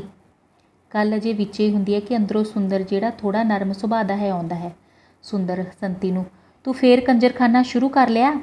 ਤੈਨੂੰ 100 ਵੇਰਾਂ ਕਿਹਾ ਬਈ ਬੜੇ ਛੋਟੇ ਦਾ ਲਿਹਾਜ਼ ਕਰ ਲਿਆ ਕਰ। ਨਾ ਮੈਂ ਹੀ ਆ ਸਮਝਾਉਣ ਨੂੰ, ਇਹਨੂੰ ਕੋਈ ਅਕਲ ਨਹੀਂ ਦੇਣ ਵਾਲਾ। ਅਚਾਨਕ ਬਾਹਰੋਂ ਕਹੀ ਚੁੱਕੀ ਸੱਜਣ ਆਉਂਦਾ ਹੈ। ਸੰਤੀ ਦੇ ਬੋਲ ਉਹਦੇ ਕੰਨੀ ਪੈਂਦੇ ਹਨ। ਸੰਤੀ ਵੇਖਦਿਆਂ ਪੱਲਾ ਕਰ ਲੈਂਦੀ ਹੈ। ਸੱਜਣ। ਹੈਗੇ ਅਕਲ ਦੇਣ ਵਾਲੇ? ਤੁਹਾਨੂੰ ਸਾਰਿਆਂ ਨੂੰ ਅਕਲ ਦੇਣ ਵਾਲੀ ਹੈ। ਮੈਂ ਕਹਿਣਾ ਚਲੋ ਛੱਡੋ, ਪਰ ਤੁਹਾਡੇ ਕੰਨਾਂ 'ਤੇ ਜੂੰ ਨਹੀਂ ਸਰਕਦੀ। ਅਚਾਨਕ ਕਰਤਾਰੀ ਵੱਲ। ਤੂੰ ਮੈਥੋਂ ਹੁਣ ਟੰਬੇ ਖਾ ਕੇ ਹਟੇਂਗੀ? ਮੇਰਾ ਇੱਕ ਵਾਰ ਕਿਹਾ ਸਮਝਾਇਆ ਨਹੀਂ ਮੰਨੀਦਾ ਥੋਤੋਂ, ਜਿਵੇਂ ਦੋਹਾਂ ਨੂੰ ਕਹਿ ਰਿਹਾ ਹੋਵੇ। ਕਰਤਾਰੀ। ਥੋੜ੍ਹਾ ਜਰ ਕੇ। ਨਾ ਜੀ, ਮੈਂ ਹੁਣ ਕੀ ਕਿਹਾ? ਮੈਂ ਤਾਂ ਆਪਣੇ ਘਰ ਬੈਠੀ ਆਪਣੇ ਆਪ ਨਾਲ ਹੀ ਗੱਲਾਂ ਕਰਦੀ ਸੀ। ਇਹਨੇ ਕੋਲੇ ਸੁੰਘਦੀ ਨੇ ਲਾ ਲਿਆ ਅੱਡਾ। ਸੰਤੀ ਇੱਕਦਮ ਬੋਲਣ ਲੱਗਦੀ ਹੈ। ਨਾ ਮੈਂ ਲਾ ਲਿਆ ਅੱਡਾ ਕਿ ਤੂੰ? ਅਚਾਨਕ ਸੱਜਣ ਉਹਨੂੰ ਵਿੱਚੋਂ ਕੱਟ ਕੇ। ਗੱਲ ਸੁਣ ਲਓ ਮੇਰੀ ਕੰਨ ਖੋਲ੍ਹ ਕੇ। ਤੁਸੀਂ ਦੋਵੇਂ ਤੀਵੀਂ ਖਸਮ ਅਤੇ ਨਾਲੇ ਤੂੰ ਕਰਤਾਰੀਏ। ਘਰ ਕਰਤੇ ਅੱਡ, ਜ਼ਮੀਨ ਦਿੱਤੀ ਵੰਡ। ਬਾਪੂ ਨੇ ਗੱਲ ਸਾਰੀ ਨਿਬੇੜੀ ਪਈ ਹੈ। ਆਪਣੇ ਆਪਣੇ ਘਰ ਰਹੋ ਬੰਦਿਆਂ ਵਾਂਗੂ ਸਾਰੇ। ਨਹੀਂ ਫੇਰ ਜੇ ਮੈਨੂੰ ਚੜ੍ਹ ਗਿਆ ਨਾ ਰੋਣ, ਅਜਿਹੀ ਕਰੂ ਸਾਰਿਆਂ ਨਾਲ ਵੀ ਅਗਲਾ ਪਿਛਲਾ ਝਾਕੋਗੇ। ਸਮਝੇ? ਇੰਨੀ ਜ਼ੋਰ ਨਾਲ ਸਮਝੇ ਕਹਿੰਦਾ ਹੈ ਕਿ ਬਾਕੀ ਸਾਰੇ ਤ੍ਰਭਕ ਕੇ ਆਪਣੇ ਆਪ ਘਰ ਨੂੰ ਤੁਰ ਪੈਂਦੇ ਹਨ। Fade out. ਦ੍ਰਿਸ਼ ਛੇਵਾਂ। ਫੇਡ ਇਨ। ਗੱਡੇ ਦੇ ਪਹੀਏ 'ਤੇ ਬਜ਼ੁਰਗ ਤੇ ਦੋਵੇਂ ਮੁੰਡੇ ਭਾਵ ਦੀਪਾ ਤੇ ਜਿੰਦਾ ਬੈਠੇ ਹਨ ਤੇ ਗੰਭੀਰ ਗੱਲਾਂ ਬਾਤਾਂ ਕਰ ਰਹੇ ਜਾਪਦੇ ਹਨ। ਦੀਪਾ। ਨਾ ਬਾਬਾ ਜੀ ਹੁਣ ਕੀ ਕਰੀਏ? ਚਾਰੇ ਪਾਸੇ ਅੱਗ ਮੱਚਦੀ ਹੈ, ਸਾਹ ਕਿਤੋਂ ਆਉਂਦਾ ਨਹੀਂ ਦਿਸਦਾ। ਆਹ ਲੁੱਟ ਮਾਰ ਕਤਲ ਖੋਹ ਤਾਂ ਨਿੱਤ ਦੀ ਗੱਲ ਹੋ ਗਈ ਹੈ। ਜਾਨ ਨੂੰ ਅੱਡ ਸੰਸੇ ਪਏ ਹੋਏ ਹੈ ਤੇ ਇੱਧਰ ਸਾਡੇ ਘਰ ਦੇ ਸਭ ਕਾਸੇ ਤੋਂ ਬੇਖਬਰ ਆਪਣੇ ਆਪ 'ਚ ਕੁਸ਼ਤਬਾਜ਼ੀ 'ਚ ਲੱਗੇ ਹੋਏ ਹੈ। ਜਿੰਦਾ। ਨਾ ਹੋਰ ਕੀ, ਆਹ ਨਿੱਤ ਦੇ ਕੰਜਰ ਕਲੇਸ਼। ਸਾਡੀਆਂ ਮਾਤਾਵਾਂ ਦੀ ਸਮਝ ਨਹੀਂ ਆਉਂਦੀ ਵੀ ਸਿਆਣੀਆਂ ਬਿਆਣੀਆਂ ਨੂੰ ਅਸੀਂ ਸਮਝਾਉਂਦੇ ਵੀ ਕੀ ਚੰਗੇ ਲੱਗਦੇ ਆ। ਨਾ ਕੋਈ ਗੱਲ ਨਾ ਬਾਤ, ਨਿੱਤ ਆਡਾ। ਆਖੇ ਸੂਤ ਨਾ ਪਤਾਣ, ਜੁਲਾਹੇ ਨਾਲ ਠੇਂਗਾ ਠੇਂਗੀ। ਆਹ ਕੱਲ੍ਹ ਫੇਰ ਭੰਗਾਣੀ ਦਾ ਯੁੱਧ ਲੱਗਿਆ ਸੀ। ਕਹਿੰਦੇ ਦਿਨੇ ਜਦੋਂ ਅਸੀਂ ਕਾਲਜ ਗਏ ਹੋਏ ਸੀ। ਕਿਉਂ ਜਿੰਦੇ? ਆਹੋ ਮੈਨੂੰ ਵੀ ਲੱਗ ਗਿਆ ਪਤਾ। ਬਾਪੂ ਸਾਡੇ ਵਾਲਾ ਵਿਚਾਰਾ ਨਰਮ ਹੈ, ਉਹਦੀ ਵਾਹ ਨਹੀਂ ਜਾਂਦੀ। ਕਹਿੰਦੇ ਤਾਇਆ ਜੀ ਨੇ ਫੇਰਿਆ ਚੰਗਾ ਰਗੜਾ। ਨਾ ਤੁਸੀਂ ਬਾਬਾ ਜੀ ਨਹੀਂ ਕੀਤੇ? ਸਾਮਰ ਤੱਕ ਦਰਸ਼ਨ ਮਹਾਭਾਰਤ ਦੇ। ਤੁਸੀਂ ਕਿੱਥੇ ਰਹੇ? ਬਜ਼ੁਰਗ ਠਰੰਮੇ ਨਾਲ। ਰਹਿਣਾ ਕਿੱਥੇ ਪੁੱਤਰੋ, ਬਸ ਇਸੇ ਕੋਠੜੀ 'ਚ ਬੈਠਾ ਸੁਣਦਾ ਰਿਹਾ ਸਾਰਾ ਕੁਝ। ਨਾਲੇ ਮੇਰੀ ਸੁਣੂ ਵੀ ਕੌਣ, ਮੈਂ ਤਾਂ ਕੰਧੀ ਰੁੱਖੜਾ, ਬਸ ਆਹ ਦਿਨ ਦੇਖਣ ਨੂੰ ਹੀ ਜਿਉਂਦਾ ਬਚਿਆ ਸੀ। ਰੋਣ ਵਰਗੀ ਆਵਾਜ਼ ਹੋ ਜਾਂਦੀ ਹੈ। ਦੋਵੇਂ, ਬਾਬਾ ਜੀ ਇਉਂ ਨਾ ਕਰੋ, ਸਾਡਾ ਵੀ ਮਨ ਖਰਾਬ ਹੁੰਦਾ। ਬਜ਼ੁਰਗ ਸੰਭਲ ਕੇ, ਹੋਰ ਪੁੱਤਰੋ, ਫੂਹੀ ਫੂਹੀ ਕਰਕੇ ਘਰ ਬੰਨਿਆ, ਰੌਲਿਆਂ ਗੌਲਿਆਂ ਦੇ ਉਜਾੜੇ ਸਹੀ। ਤੁਹਾਡੀ ਬੇਬੇ ਨੇ ਸਾਰੀ ਉਮਰ ਦਾ ਚੱਜ ਨਾਲ ਨਾ ਖਾਇਆ ਨਾ ਹੰਢਾਇਆ, ਬਸ ਇਹੀ ਚਿੰਤਾ ਵੀ ਢੇਰੀ ਵੱਧ ਜੇ ਜਿੰਨੀ ਵੱਧਦੀ ਹੈ, ਦੋਹਾਂ ਪੁੱਤਾਂ ਨੂੰ ਕੋਈ ਔਖ ਨਾ ਰਹੇ। ਕਹਿੰਦੇ ਐ ਬਈ ਬੁੜੀਆਂ ਨੂੰ ਕੁੜੀਆਂ ਦਾ ਬਾਲਾ ਤੇ ਹੁੰਦਾ ਏ, ਪਰ ਰੱਬ ਦੀ ਬੰਦੀ ਨੇ ਆਪਣੀਆਂ ਧੀਆਂ ਨੂੰ ਜੋਗੋਂ ਬਾਹਰਾ ਕੁਝ ਨਹੀਂ ਦਿੱਤਾ ਵੀ ਮੇਰੇ ਪੁੱਤ ਨਾ ਰੁਲਦੇ ਫਿਰਨ ਕਿਤੇ। ਹੌਂਕਾ ਭਰ ਕੇ, ਚੰਗਾ ਹੋਇਆ ਉਹ ਟਾਈਮ ਸਿਰ ਚਲੀ ਗਈ, ਨਹੀਂ ਆਹ ਦੇਖ ਕੇ ਤੇ ਉਹਦਾ ਜੀਂਦੀ ਦਾ ਮਰਨ ਹੋ ਜਾਂਦਾ, ਜਿਵੇਂ ਮੈਂ ਭੋਰਾ ਭੋਰਾ ਕਰਕੇ ਖੁਰਦਾ ਜਾਂਦਾ। ਦੀਪਾ, ਬਾਬਾ ਜੀ ਅਸੀਂ ਤਾਂ ਥੋਤੋਂ ਹੌਸਲਾ ਲੈਣਾ, ਸਗੋਂ ਤੁਸੀਂ ਆਪ ਹੀ ਢੇਰੀ ਢਾਹੀ ਜਾਂਦੇ ਹੋ। ਅਸੀਂ ਇਹ ਕਹਿੰਦੇ ਆ ਬਈ ਅਸੀਂ ਕੋਈ ਰਲ ਕੇ ਸਬੀਲ ਬਣਾਈਏ ਬਈ ਇਹ ਨਿੱਤ ਦਾ ਕਲੇਸ਼ ਘੱਟ ਜੇ, ਮਤਲਬ ਕਲੇਸ਼ ਦਾ ਕੋਈ ਹੱਲ ਬਣੇ। ਜਿੰਦਾ, ਆਹੋ ਇਹੀ ਮੈਂ ਕਹਿਣਾ। ਸਾਰੇ ਆਪਸ ਵਿੱਚ ਸਲਾਹ ਮਸ਼ਵਰਾ ਕਰਦੇ ਹਨ। ਵਿੱਚ ਵਿੱਚ ਵਾਰੀ ਵਾਰੀ ਸਭ ਦੇ ਸਿਰ ਹਿੱਲਦੇ ਹਨ। Fade out. ਦਿਨ 7ਵਾਂ ਫੇਡ ਇਨ। ਵੇਲਾ ਸ਼ਾਮਾਂ ਦਾ। ਚੁੱਲ੍ਹੇ ਧੁਖ ਰਹੇ ਹਨ ਦੋਵੇਂ ਪਾਸੇ। ਸੱਜਣ, ਦੀਪਾ ਅਤੇ ਸੁੰਦਰ ਤੇ ਜਿੰਦਾ ਰੋਟੀ ਖਾ ਰਹੇ ਹਨ। ਸੰਤੀ ਤੇ ਕਰਤਾਰੀ ਪਕਾ ਰਹੀਆਂ ਹਨ। ਕਾਰਜ ਦੋਵੇਂ ਪਾਸੇ ਬਰਾਬਰ ਚੱਲਦਾ ਹੈ। ਇੱਕ ਪਾਸੇ ਕਰਤਾਰੀ ਹੌਲੀ ਆਵਾਜ਼ ਵਿੱਚ, ਬਸ ਹੁਣ ਨਹੀਂ ਮੈਥੋਂ ਚੱਲਿਆ ਜਾਂਦਾ, ਇੱਥੋਂ ਚੱਲੋ, ਖੇਤ ਪਾਓ ਘਰ, ਇਸ ਖਲਚਕਣ 'ਚੋਂ ਨਿਕਲੀਏ। ਸੱਜਣ, ਨਾ ਹੁਣ ਪਿਓ ਦਾਦੇ ਦਾ ਘਰ ਛੱਡ ਕੇ ਜੰਗਲ 'ਚ ਜਾ ਵਸੀਏ ਤੁਹਾਡੇ ਇਸ ਜ਼ਨਾਨਖਾਨੇ ਖਾਤਰ। ਕਰਤਾਰੀ, ਕਿਉਂ ਜੰਗਲ ਨੂੰ ਕੀ ਹੈ, ਹੋਰ ਅੱਧਾ ਪਿੰਡ ਨਹੀਂ ਖੇਤਾਂ 'ਚ ਘਰ ਪਾ ਰਹਿੰਦਾ। ਸੱਜਣ, ਆਹੋ ਆਹ ਨਿੱਤ ਦੇ ਕਜ਼ੀਏ ਵੀ ਖੇਤਾਂ ਵਾਲਿਆਂ ਦੇ ਸੁਣੀਦੇ ਆ, ਕਦੇ ਉੱਥੇ ਗੋਲੀ ਚੱਲ ਗਈ, ਕਦੇ ਉੱਥੇ ਧੂਕੜੀਸ ਹੋ ਗਈ। ਵੱਡੇ ਫਾਰਮ ਹਾਊਸਾਂ ਦੀ ਮਾਲਕੀ ਦੇ ਚੱਟੇ ਵੇ। ਕਰਤਾਰੀ, ਨਾ ਬੰਦਿਆਂ ਨਾਲ ਹੀ ਹੁੰਦੀਆਂ, ਹੋਣ ਨੂੰ ਪਿੰਡ 'ਚ ਬੈਠਿਆਂ ਨੂੰ ਤਾਂ ਕੁਛ ਨਹੀਂ ਹੁੰਦਾ ਜਿਵੇਂ।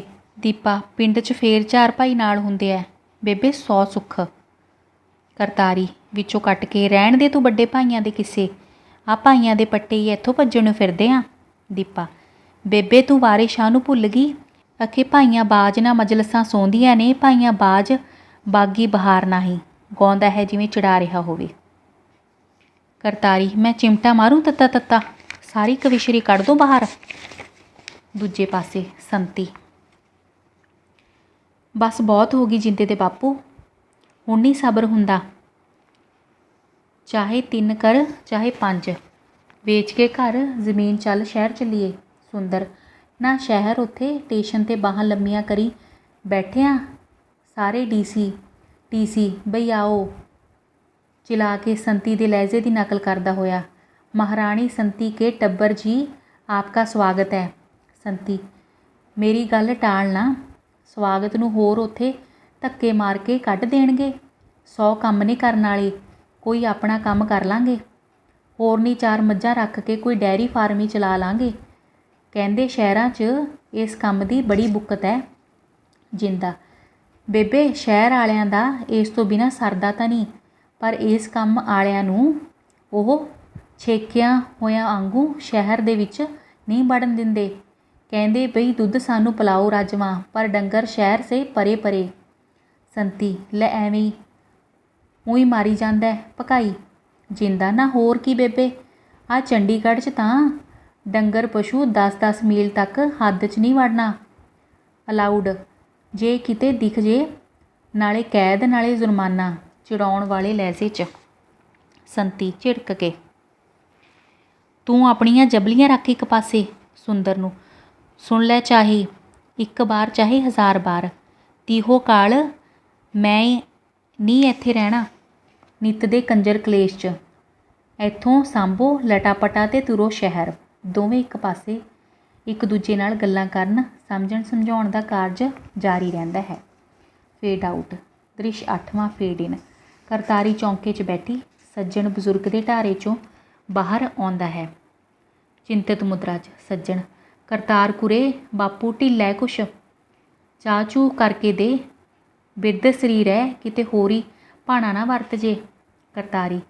ਉਹ ਤਾਂ ਮੈਂ ਦੇ ਆਉਂਦੀ ਹਾਂ, ਤੂੰ ਉਹਨੂੰ ਕਿਹਾ ਨਹੀਂ ਬਈ ਇੱਧਰ ਆ ਜਾਓ। ਸੱਜਣ।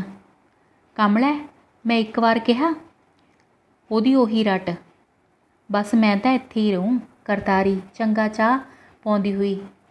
ਲੈ ਜੀ, ਤੂੰ ਹੀ ਫੜਾਇਆ ਚਾਹ, ਨਾਲੇ 2 ਘੜੀ ਹੋਰ ਕੋਲ ਬਹਿ ਆ, ਮੈਂ ਬਾੜੇ 'ਚੋਂ ਪਾਥੀਆਂ ਦਾ ਟੋਕਰਾ ਹੀ ਲੈ ਆਵਾਂ। ਸੱਜਣ ਚਾਹ ਫੜਦਾ ਹੋਇਆ। ਲਿਆ ਦੇ। ਅੰਦਰ ਜਾਂਦਾ ਹੈ। ਦੂਜੇ ਪਾਸਿਓਂ ਮੋਢੇ 'ਤੇ ਕਹੀ ਰੱਖੀ ਸੁੰਦਰ ਬਾਹਰੋਂ ਆਉਂਦਾ ਹੈ। ਓਟੇ ਵਿੱਚੋਂ ਪਾਣੀ ਦੀ ਗੜਬੀ ਲੈ ਹੱਥ ਪੈਰ ਧੋਂਦਾ ਆਵਾਜ਼ ਮਾਰਦਾ ਹੈ। ਮੈਂ ਕਿਹਾ ਜਿੰਦੇ ਦੀ ਬੇਬੇ, ਉਹ ਜਿੰਦੇ ਦੀ ਬੇਬੇ ਅੰਦਰੋਂ ਬਾਹਰ ਆਉਂਦੀ ਹੋਈ। ਤੂੰ ਜੀ ਆ ਗਿਆ ਖੇਤੋਂ? ਆਹੋ, ਖੇਤ ਦੀ ਖੈਰ ਹੈ। ਮੈਂ ਕਿਹਾ ਬਾਪੂ ਢਿੱਲਾ ਕੁਛ। ਆਹ ਰਾਹ 'ਚ ਭਾਬੀ ਮਿਲੀ ਸੀ, ਉਹਨੇ ਦੱਸਿਆ। ਭਾਬੀ ਦੇ ਨਾਂ ਤੋਂ ਨੱਕ ਬੁੱਲ ਵੱਟਣ ਹੀ ਲੱਗਦੀ ਹੈ ਕਿ ਅਚਾਨਕ ਠਰੰਮੇ ਨਾਲ। ਆਹੋ, ਮੈਂ ਵੀ ਸੁਣੇ ਸੀ, ਦੋਵੇਂ ਖਸਮ ਤੀਵੀਂ ਗੱਲਾਂ ਜਿਹੀਆਂ ਕਰਦੇ। ਜਾ ਤੂੰ ਜਾਇਆ, ਪਤਾ ਕਰਿਆ ਬੁੜੇ ਦਾ, ਕਿਤੇ ਹੋਰ ਕੁਛ ਦਾ ਕੁਛ ਹੋ ਜੇ। ਸੁੰਦਰ। ਤੂੰ ਮਾੜੀ ਭਾਖਿਆ ਹੀ ਕੱਢਿਆ ਕਰ, ਮੈਂ ਕਰਦਾ ਪਤਾ ਬਾਪੂ ਦਾ। ਤੂੰ ਜ਼ਰਾ ਰੁਕ, ਲਵਾ ਦੇ ਜਿੰਦੇ ਨੂੰ, ਕਹਿ ਪੱਠੇ ਕੁਤਰ ਦੇ। ਸੰਤੀ। ਜਿੰਦਾ ਅਜੇ ਕਿੱਥੇ ਮੁੜਿਆ ਸ਼ਹਿਰੋਂ? ਸੁੰਦਰ। ਚੰਗਾ, ਮੈਂ ਹੀ ਆ ਕੇ ਲੱਗਦਾ, ਤੂੰ ਚਾਹ ਧਰ, ਮੈਂ ਬਾਪੂ ਦਾ ਪਤਾ ਕਰ ਆਵਾਂ, ਨਾਲੇ ਉਹਨੂੰ ਵੀ ਦੇ ਆ। ਆਹ ਤੁਲਸੀ ਦੇ ਪੱਤੇ ਪਾ ਲਈ 2, ਠੰਡ ਠੁੰਡੀ ਹੋ ਲੱਗੀ। ਸੁੰਦਰ ਬਜ਼ੁਰਗ ਦੇ ਢਾਰੇ ਵੱਲ ਜਾਂਦਾ ਹੈ। ਸੰਤੀ ਅੰਦਰ ਚਾਹ ਦਾ ਸਮਾਨ ਲੈਣ ਜਾਂਦੀ ਹੈ। Fade out. ਦ੍ਰਿਸ਼ 9ਵਾਂ ਫੇਡ ਇਨ। ਦਿਨ ਦਾ ਸਮਾਂ। ਬਾਪੂ ਦਾ ਮੰਜਾ ਦੋਹਾਂ ਘਰਾਂ ਦੇ ਬਿਲਕੁਲ ਅੱਧ ਵਿਚਕਾਰ ਡਾਇਆ ਹੋਇਆ ਹੈ। ਸਾਰਾ ਪਰਿਵਾਰ ਉਸ ਦੇ ਮੰਜੇ ਦੇ ਆਲੇ ਦੁਆਲੇ ਹੈ। ਸੱਜਣ ਤੇ ਸੁੰਦਰ ਮੰਜੇ ਦੇ ਪੈਂਦ ਸਿਰਹਾਣੇ ਬੈਠੇ ਹਨ ਅਤੇ ਕਰਤਾਰੀ ਤੇ ਸੰਤੀ ਹੇਠਾਂ ਪੀੜ੍ਹੀਆਂ 'ਤੇ। ਦੀਪਾ ਤੇ ਜਿੰਦਾ ਪਿੱਛੇ ਉਦਾਸ ਜਿਹੇ ਖੜ੍ਹੇ ਹਨ। ਸੱਜਣ। ਬਾਪੂ ਜਿੱਦ ਛੱਡ, ਤੂੰ ਢਿੱਲਾ ਬਾਹਲਾ, ਚੱਲ ਘਰ ਚੱਲੀਏ। ਅੰਦਰ ਰਜਾਈ 'ਚ ਨਿੱਘਾ ਹੋ ਕੇ ਪੈ, ਮੈਂ ਬਨਾਰਸੀ ਵੈਦ ਨੂੰ ਲਿਆਉਣਾ ਜਾ ਕੇ। ਬਜ਼ੁਰਗ ਹੌਂਕਦਾ ਹੋਇਆ। ਨਾ, ਜਮਾ ਹੀ ਨਹੀਂ। ਸੁੰਦਰ। ਬਾਪੂ ਮੰਨ ਲਿਆ ਕਰ ਕਿਸੇ ਦੀ, ਤੂੰ ਚੱਲ ਮੇਰੇ ਨਾਲ। ਅੱਲ ਚੱਲ। ਅੰਦਰ ਰਮਾਨ ਨਾਲ ਪੈ। ਸੰਤੀਏ ਤੂੰ ਚਾਹ ਬਣਾ, ਮੈਂ ਸ਼ਹਿਰੋਂ ਡਾਕਟਰ ਨੂੰ ਸੱਦ ਕੇ ਲਿਆਉਣਾ। ਜਾਣ ਲੱਗਦਾ ਹੈ ਕਿ ਬਜ਼ੁਰਗ ਰੋਕਦਾ ਹੈ। ਬਜ਼ੁਰਗ ਔਖੀ ਆਵਾਜ਼ 'ਚ। ਉਹ ਕੰਜਰੋ, ਮੇਰਾ ਇੱਕ ਵਾਰ ਕਿਹਾ ਨਹੀਂ ਸੁਣਿਆ, ਮੈਂ ਕਿਸੇ ਪਾਸੇ ਨਹੀਂ ਜਾਣਾ। ਸੱਜਣ ਥੋੜ੍ਹਾ ਗੁੱਸੇ 'ਚ। ਹੋਰ ਇੱਥੇ ਮਰਨਾ ਹੈ, ਬਾਹਰ ਵਿਹੜੇ 'ਚ। ਸੁੰਦਰ। ਬਾਪੂ ਸੋਚ ਜ਼ਰਾ, ਲੋਕ ਕੀ ਕਹਿਣਗੇ, ਬਈ ਨੱਥੇ ਕਿਆ ਕਿ ਟੱਬਰ ਦਾ ਬੁੜਾ ਬਾਹਰ ਮਰ ਗਿਆ ਅੱਧ ਵਿਚਕਾਰ। ਬਜ਼ੁਰਗ। ਚਾਹੇ ਕੋਈ ਕੁਛ ਕਹੇ, ਮੈਨੂੰ ਨਹੀਂ ਪਰਵਾਹ, ਮੈਂ 100 ਦੀ ਇੱਕ ਸੁਣਾਤੀ, ਬਈ ਮੈਂ ਅੱਡ ਅੱਡ ਹੋਏ ਘਰਾਂ 'ਚ ਨਹੀਂ ਜਾਣਾ। ਨਾਲੇ ਆਹ ਅੱਜ ਦੀ ਗੱਲ ਹੈ, ਜਿਵੇਂ ਤੁਹਾਨੂੰ ਪਤਾ ਨਹੀਂ, ਜਿੱਦਣ ਦਾ ਇਹ ਵੰਡ ਵੰਡਾਰਾ ਹੋਇਆ ਮੈਂ ਪਾਇਆ ਕਦਮ ਤੁਹਾਡੇ ਦੋਹਾਂ ਦੇ ਘਰਾਂ 'ਚ। ਘਰਾਂ ਸ਼ਬਦ ਵਿਅੰਗ ਨਾਲ ਕਹਿੰਦਾ ਹੈ। ਸੱਜਣ। ਉਹ ਇਹ ਤਾਂ ਠੀਕ ਹੈ ਮੇਰੇ ਬਾਪੂ ਜੀ ਮਹਾਰਾਜ, ਪਰ ਹੁਣ ਤੂੰ ਬਿਮਾਰ ਹੈ, ਤਿਮਾਰਦਾਰੀ ਦੀ ਲੋੜ ਹੈ। ਹੁਣ ਤਾਂ ਇੱਕ ਥਾਂ ਟਿਕਿਆ ਹੀ ਸਰੂ, ਹੋਰ ਨਾਲੇ ਇੱਥੇ ਪਿਆ ਊਂ ਠੰਡ ਚਾਕੜ ਜੇਗਾ ਸ਼ਾਮ ਤੱਕ। ਬਜ਼ੁਰਗ। ਮੈਂ ਤਾਂ ਮਾੜੀ ਜਿਹੀ ਧੁੱਪ ਦੇਖ ਕੇ ਮੁੰਡਿਆਂ ਤੋਂ ਕਢਵਾਇਆ ਮੰਜਾ ਬਾਹਰ, ਬਹੁਤਾ ਕਰ ਦਿਓ, ਮੇਰਾ ਮੰਜਾ ਅੰਦਰ ਫੇਰ ਢਾਰੇ 'ਚ ਕਰ ਦਿਓ, ਪਰ ਮੈਂ ਰਹੂੰ ਲੀਕ ਦੇ ਉੱਤੇ। ਸੱਜਣ। ਬਾਪੂ ਕਿਉਂ ਕਮਲੀਆਂ ਮਾਰਦਾ, ਤੈਨੂੰ ਇਕੱਲੇ ਨੂੰ ਕਿਵੇਂ ਛੱਡ ਦਈਏ ਹੁਣ? ਔਖਾ ਭਾਰਾ ਹੁੰਦਾ ਹੈ। ਬਜ਼ੁਰਗ। ਕਿਉਂ ਅੱਜ ਹੋਇਆ ਮੈਂ ਇਕੱਲਾ? ਮੈਂ ਤਾਂ ਕੱਦਾ ਇਕੱਲਾ। ਦ੍ਰਿੜਤਾ ਨਾਲ ਬੋਲਦਾ ਹੈ, ਇਕੱਲਾ ਸ਼ਬਦ 'ਤੇ ਜ਼ੋਰ ਦਿੰਦਾ ਹੈ। ਦੀਪਾ ਥੋੜ੍ਹਾ ਜੱਕ ਕੇ ਸੱਜਣ ਨੂੰ। ਬਾਪੂ ਜੀ ਤੁਸੀਂ ਬਾਬਾ ਜੀ ਦੀ ਗੱਲ ਕਿਉਂ ਨਹੀਂ ਸਮਝਦੇ? ਹਾਂ ਤਾਂ ਅਸੀਂ ਨਿਆਣੇ ਤੁਹਾਨੂੰ ਸਮਝਾਉਂਦੇ ਚੰਗੇ ਨਹੀਂ ਲੱਗਦੇ, ਪਰ ਤੁਸੀਂ ਵਿਚਾਰੋ ਤਾਂ ਸਹੀ। ਜਿੰਦਾ ਸੁੰਦਰ ਨੂੰ, ਬਾਬਾ ਜੀ ਨੇ ਹਾਲੇ ਤੱਕ ਇਸ ਘਰ ਦੇ 2 ਟੋਟੇ ਮਨੋਂ ਨਹੀਂ ਮੰਨੇ, ਤਾਂ ਹੀ ਇੰਨੇ ਸਾਲਾਂ ਤੋਂ ਇਕੱਲੇ ਆਪਣੇ ਢਾਰੇ 'ਚ ਬੈਠੇ ਐ। ਤੁਸੀਂ ਉਹਨਾਂ ਦਾ ਮਨ ਕਿਉਂ ਨਹੀਂ ਪੜ੍ਹਦੇ? ਦੀਪਾ ਕਰਤਾਰੀ ਨੂੰ, ਬੇਬੇ ਤੁਹਾਡੇ ਕਜੀਏ ਕਲੇਸ਼ ਨੇ ਘਰ 'ਚ ਵੰਡੀਆਂ ਪਵਾਈਆਂ, ਬਾਬੇ ਦਾ ਦਿਲ ਅੱਡ ਦੁਖਾਇਆ, ਇਹਨਾਂ ਨੂੰ ਅੱਡ ਤਪਾਇਆ। ਜਿੰਦਾ ਸੰਤੀ ਨੂੰ, ਜੇ ਹੁਣ ਵੀ ਭਲੀ ਲੋੜਦੇ ਹੋ ਤਾਂ ਛੱਡ ਦਿਓ ਹਿੰਡ, ਇਹਨਾਂ ਕਲੇਸ਼ਾਂ ਨੇ ਕਦੇ ਕਿਸੇ ਦਾ ਨਹੀਂ ਕੁਝ ਨਹੀਂ ਸਵਾਰਿਆ। ਕਰਤਾਰੀ ਤੇ ਸੰਤੀ ਨਿੰਮੋ ਝੂਣੀਆਂ ਜਿਹੀਆਂ ਹੁੰਦੀਆਂ ਪੈਰਾਂ ਦੇ ਨੌਹਾਂ ਨੂੰ ਕੁਰਚਦੀਆਂ ਹਨ। ਸੱਜਣ ਤੇ ਸੁੰਦਰ ਵੀ ਸ਼ਰਮਿੰਦਗੀ ਜਿਹੀ ਮਹਿਸੂਸ ਕਰਦੇ ਹਨ। ਬਾਬੇ ਦੇ ਚਿਹਰੇ 'ਤੇ ਰੌਣਕ ਆਉਣ ਲੱਗਦੀ ਹੈ। ਦੀਪਾ, ਜਿਵੇਂ ਸਾਰਿਆਂ ਨੂੰ ਕਹਿ ਰਿਹਾ ਹੋਵੇ, ਦੇਖ ਲਓ ਜੇ ਬਾਬਾ ਜੀ ਲੋੜੀਂਦੇ ਐ, ਘਰ ਦੀ ਸ਼ਾਂਤੀ ਲੋੜੀਂਦੀ ਹੈ ਤਾਂ ਢਾਹ ਹੋਏ ਅੱਡੋ ਅੱਡ ਕੰਧੋਲੀਆਂ। ਜਿੰਦਾ ਜੋਸ਼ ਨਾਲ, ਛੱਡੋ ਇਹ ਨਿੱਤ ਨਿੱਤ ਦੇ ਨਿਗੂਣੇ ਝਗੜੇ, ਹੋਵੋ ਇਕੱਠੇ। ਸੱਜਣ, ਸੁੰਦਰ, ਕਰਤਾਰੀ ਤੇ ਸੰਤੀ ਦੇ ਚਿਹਰਿਆਂ 'ਤੇ ਹਾਂ ਦੀ ਝਲਕ ਮਿਲਦੀ ਹੈ। ਬਜ਼ੁਰਗ ਉੱਠ ਕੇ ਬਹਿਣ ਦੀ ਕੋਸ਼ਿਸ਼ ਕਰਦਾ ਹੈ। ਦੀਪਾ, ਠੀਕ ਹੈ ਫਿਰ, ਲੈ ਬਈ ਜਿੰਦਿਆ ਹੋ ਜਾ ਤਿਆਰ। ਦੋਵੇਂ ਜਾ ਕੇ ਓਟੇ ਢਾਉਣ ਲੱਗਦੇ ਹਨ। ਭਾਂਡੇ ਸਾਂਝੀ ਥਾਂ ਕਰਦੇ ਹਨ। ਬਾਬਾ ਹੌਲੀ ਹੌਲੀ ਉੱਠ ਕੇ ਖੜ੍ਹਾ ਹੁੰਦਾ ਹੈ। ਸੱਜਣ ਤੇ ਸੁੰਦਰ ਬਾਬੇ ਦੇ ਲਾਗੇ ਜਾ ਕੇ ਉਹਨੂੰ ਮੋਢਿਆਂ ਤੋਂ ਫੜ ਕੇ ਖੜ੍ਹਾ ਕਰਨ ਵਿੱਚ ਮਦਦ ਕਰਦੇ ਹਨ। ਸੰਤੀ ਤੇ ਕਰਤਾਰੀ ਦੇ ਚਿਹਰਿਆਂ 'ਤੇ ਮੁਸਕਾਨ ਆਉਣ ਲੱਗਦੀ ਹੈ, ਮਤਲਬ ਆਉਂਦੀ ਹੈ, ਅਤੇ ਉਹ ਪੀੜ੍ਹੀਆਂ 'ਤੇ ਬੈਠਿਆਂ ਬੈਠਿਆਂ ਇੱਕ ਦੂਜੇ ਵੱਲ ਮੁਸਕਰਾ ਕੇ ਤੱਕਦੀਆਂ ਹਨ। ਇਹ ਤੱਕਣੀ ਪਹਿਲਾਂ ਵਾਲੀ ਕੌੜ ਤੱਕਣੀ ਤੋਂ ਬਿਲਕੁਲ ਉਲਟ ਹੈ। ਪਿਛੋਕੜ ਤੋਂ ਗੀਤ ਉੱਭਰਦਾ ਹੈ, ਸਾਡਾ ਵਸਦਾ ਰਹੇ ਘਰ-ਬਾਰ, ਸਾਡਾ ਬਣਿਆ ਰਹੇ ਪਿਆਰ, ਨਜ਼ਰ ਕੋਈ ਲੱਗੇ ਨਾ, ਬਿਨ ਪਿਆਰਾਂ ਦੇ ਯਾਰ, ਇਹ ਵਿਹੜਾ ਫੱਬੇ ਨਾ, ਬਿਨ ਪਿਆਰਾਂ ਦੇ ਯਾਰ, ਇਹ ਵਿਹੜਾ ਫੱਬੇ ਨਾ। ਦੇਖਿਆ ਬੱਚੋ, ਏਕੇ 'ਚ ਕਿੰਨੀ ਬਰਕਤ ਹੁੰਦੀ ਹੈ। ਅਤੇ ਬਜ਼ੁਰਗਾਂ ਨੂੰ ਬਹੁਤ ਤੰਗ ਹੋਣਾ ਪੈਂਦਾ ਹੈ ਜਦੋਂ ਉਹਨਾਂ ਦੇ ਬੱਚੇ ਲੜਦੇ ਨੇ। ਸੋ ਤੁਸੀਂ ਕਦੇ ਨਹੀਂ ਲੜਨਾ, ਠੀਕ ਹੈ ਨਾ ਬੱਚਿਓ। ਅਤੇ ਹੁਣ ਆਪਾਂ ਇਹਨਾਂ ਦੇ ਪਾਤਰ ਪੜ੍ਹਦੇ ਹਾਂ, ਠੀਕ ਹੈ। ਸੱਜਣ ਪਰਤ ਆਉਣ ਤੱਕ ਇਕਾਂਗੀ ਦਾ ਮਹੱਤਵਪੂਰਨ ਪਾਤਰ ਹੈ। ਉਹਦੇ ਬਾਪ ਦਾ ਨਾਂ ਪੰਜਾਬਾ ਹੈ, ਜੋ ਕਿ ਬਜ਼ੁਰਗ ਹੈ। ਕਰਤਾਰੀ ਉਸਦੀ ਪਤਨੀ ਹੈ ਅਤੇ ਦੀਪਾ ਗੁਰਦੀਪ ਉਸਦਾ ਪੁੱਤਰ ਹੈ। ਸੁੰਦਰ ਉਸਦਾ ਛੋਟਾ ਭਰਾ ਹੈ, ਮਤਲਬ ਗੁਰਦੀਪ ਦੀਪੇ ਦਾ ਹੀ ਨਾਂ ਹੈ, ਇੱਕੋ ਬੱਚਾ ਹੁੰਦਾ ਉਹਦੇ। ਸੰਤੀ ਉਸਦੀ ਭਰਜਾਈ ਹੈ, ਮਤਲਬ ਛੋਟੇ ਭਰਾ ਦੀ ਪਤਨੀ ਹੈ, ਪਰ ਇਸਦੀ ਸਾਲੀ ਵੀ ਲੱਗਦੀ ਹੈ। ਸੱਜਣ ਆਪਣੇ ਭਰਾ ਸੁੰਦਰ ਵਾਂਗ ਹੀ ਪਿੰਡ ਵਿੱਚ ਖੇਤੀ ਦਾ ਕੰਮ ਕਰਦਾ ਹੈ। ਪਤਨੀ ਦੇ ਲੜਾਕੇ ਸੁਭਾਅ ਤੋਂ ਦੁਖੀ। ਸੱਜਣ ਆਪਣੇ ਭਰਾ ਸੁੰਦਰ ਵਾਂਗ ਹੀ ਆਪਣੀ ਪਤਨੀ ਕਰਤਾਰੀ ਦੇ ਦਰਾਣੀ ਨਾਲ ਝਗੜੇ ਕਰਨ 'ਤੇ ਸੁਭਾਅ ਤੋਂ ਬਹੁਤ ਦੁਖੀ ਹੈ। ਉਹ ਨਹੀਂ ਚਾਹੁੰਦਾ ਕਿ ਉਹ ਜਦੋਂ ਜੀ ਕਰੇ ਉਸ ਨਾਲ ਆਪਣੀ ਦਰਾਣੀ ਵਿਰੁੱਧ ਗੱਲਾਂ ਸ਼ੁਰੂ ਕਰ ਦੇਵੇ ਅਤੇ ਉਸ ਨੂੰ ਪਰੇਸ਼ਾਨ ਕਰੇ, ਕਿਉਂਕਿ ਉਹ ਉਸ ਨੂੰ ਵੀ ਘੱਟ ਨਹੀਂ ਸਮਝਦਾ। ਨਿਰਪੱਖ। ਸੱਜਣ ਆਪਣੀ ਪਤਨੀ ਅਤੇ ਆਪਣੇ ਭਰਾ ਦੀ ਪਤਨੀ ਸੰਤੀ ਦੇ ਝਗੜੇ ਵਿੱਚ ਦੋਹਾਂ ਨੂੰ ਇੱਕੋ ਜਿਹੀਆਂ ਕਸੂਰਵਾਰ ਸਮਝਦਾ ਹੈ ਅਤੇ ਕਿਸੇ ਦਾ ਪੱਖ ਨਹੀਂ ਲੈਂਦਾ। ਇਸੇ ਕਰਕੇ ਉਹ ਕਰਤਾਰੀ ਦੀਆਂ ਸੰਤੀ ਵਿਰੁੱਧ ਗੱਲਾਂ ਸੁਣ ਕੇ ਉਸ ਨੂੰ ਕਹਿੰਦਾ ਹੈ, ਉਹ ਤੂੰ ਕਿਸੇ ਨਾਲੋਂ ਘੱਟ ਹੈ, ਮੈਂ ਜਾਣਦਾ ਨਹੀਂ, ਤੁਸੀਂ ਦੋਵੇਂ ਟੋਆ ਪੁੱਟ ਕੇ ਦੱਬਣ ਵਾਲੀ ਹੋ। ਅਖੇ ਜੀ ਸਕੀਆਂ ਭੈਣਾਂ ਘਰ 'ਚ ਲਿਆਓ। ਇਹ ਸਕੀਆਂ ਭੈਣਾਂ ਸੌਕਣਾਂ ਨੂੰ ਟੱਪਦੀਆਂ ਫਿਰਦੀਆਂ। ਉਹ ਸੁੰਦਰ ਵਾਂਗ ਹੀ ਆਪਣੀ ਪਤਨੀ ਨੂੰ ਕਹਿੰਦਾ ਹੈ ਕਿ ਉਸ ਨੂੰ ਘਰ ਵਿੱਚ ਪਿਆਰ ਨਾਲ ਰਹਿਣ ਦੀ ਆਦਤ ਪਾਉਣੀ ਚਾਹੀਦੀ ਹੈ ਅਤੇ ਪਿਆਰ ਨਾਲ ਗੱਲ ਕਰਨੀ ਚਾਹੀਦੀ ਹੈ, ਠੀਕ ਹੈ ਨਾ। ਸੁੰਦਰ ਨਾਲੋਂ ਗਰਮ ਸੁਭਾਅ ਦਾ। ਸੱਜਣ ਸੁੰਦਰ ਨਾਲੋਂ ਜ਼ਰਾ ਗਰਮ ਸੁਭਾਅ ਦਾ ਹੈ। ਜਿੱਥੇ ਸੁੰਦਰ ਆਪਣੀ ਪਤਨੀ ਸੰਤੀ ਨੂੰ ਜ਼ਰਾ ਕੁ ਨਰਮੇ ਨਾਲ ਲੈਂਦਾ ਹੈ, ਚੁੱਪ ਕਰਾਉਂਦਾ ਹੈ, ਮਤਲਬ ਉੱਥੇ ਸੱਜਣ, ਜਿੱਥੇ ਸੁੰਦਰ ਆਪਣੀ ਪਤਨੀ ਨੂੰ ਨਰਮੀ ਨਾਲ ਹਰ ਵਾਰੀ ਸਮਝਾਉਂਦਾ ਹੈ ਕਿ ਲੜਨਾ ਨਹੀਂ ਹੈ, ਉੱਥੇ ਸੱਜਣ ਥੋੜ੍ਹਾ ਗੁੱਸੇ ਨਾਲ ਹਮੇਸ਼ਾ ਕਹਿੰਦਾ ਹੈ ਉਸ ਨੂੰ ਅਤੇ ਵੀ ਲੜਨਾ ਨਹੀਂ, ਠੀਕ ਹੈ। ਬਾਪੂ ਦਾ ਖਿਆਲ ਰੱਖਣ ਵਾਲਾ। ਜਦੋਂ ਉਸ ਨੂੰ ਬਾਪੂ ਜ਼ਰਾ ਢੀਲਾ ਹੋਇਆ ਦਿਸਦਾ ਹੈ ਤਾਂ ਉਹ ਬਹੁਤ ਫਿਕਰਮੰਦ ਹੁੰਦਾ ਹੈ। ਉਹ ਉਸ ਦੀ ਦੇਖਭਾਲ ਕਰਦਾ ਹੋਇਆ ਉਸ ਨੂੰ ਆਪਣੇ ਘਰ ਵਿੱਚ ਆ ਜਾਣ ਲਈ ਕਹਿੰਦਾ ਹੈ।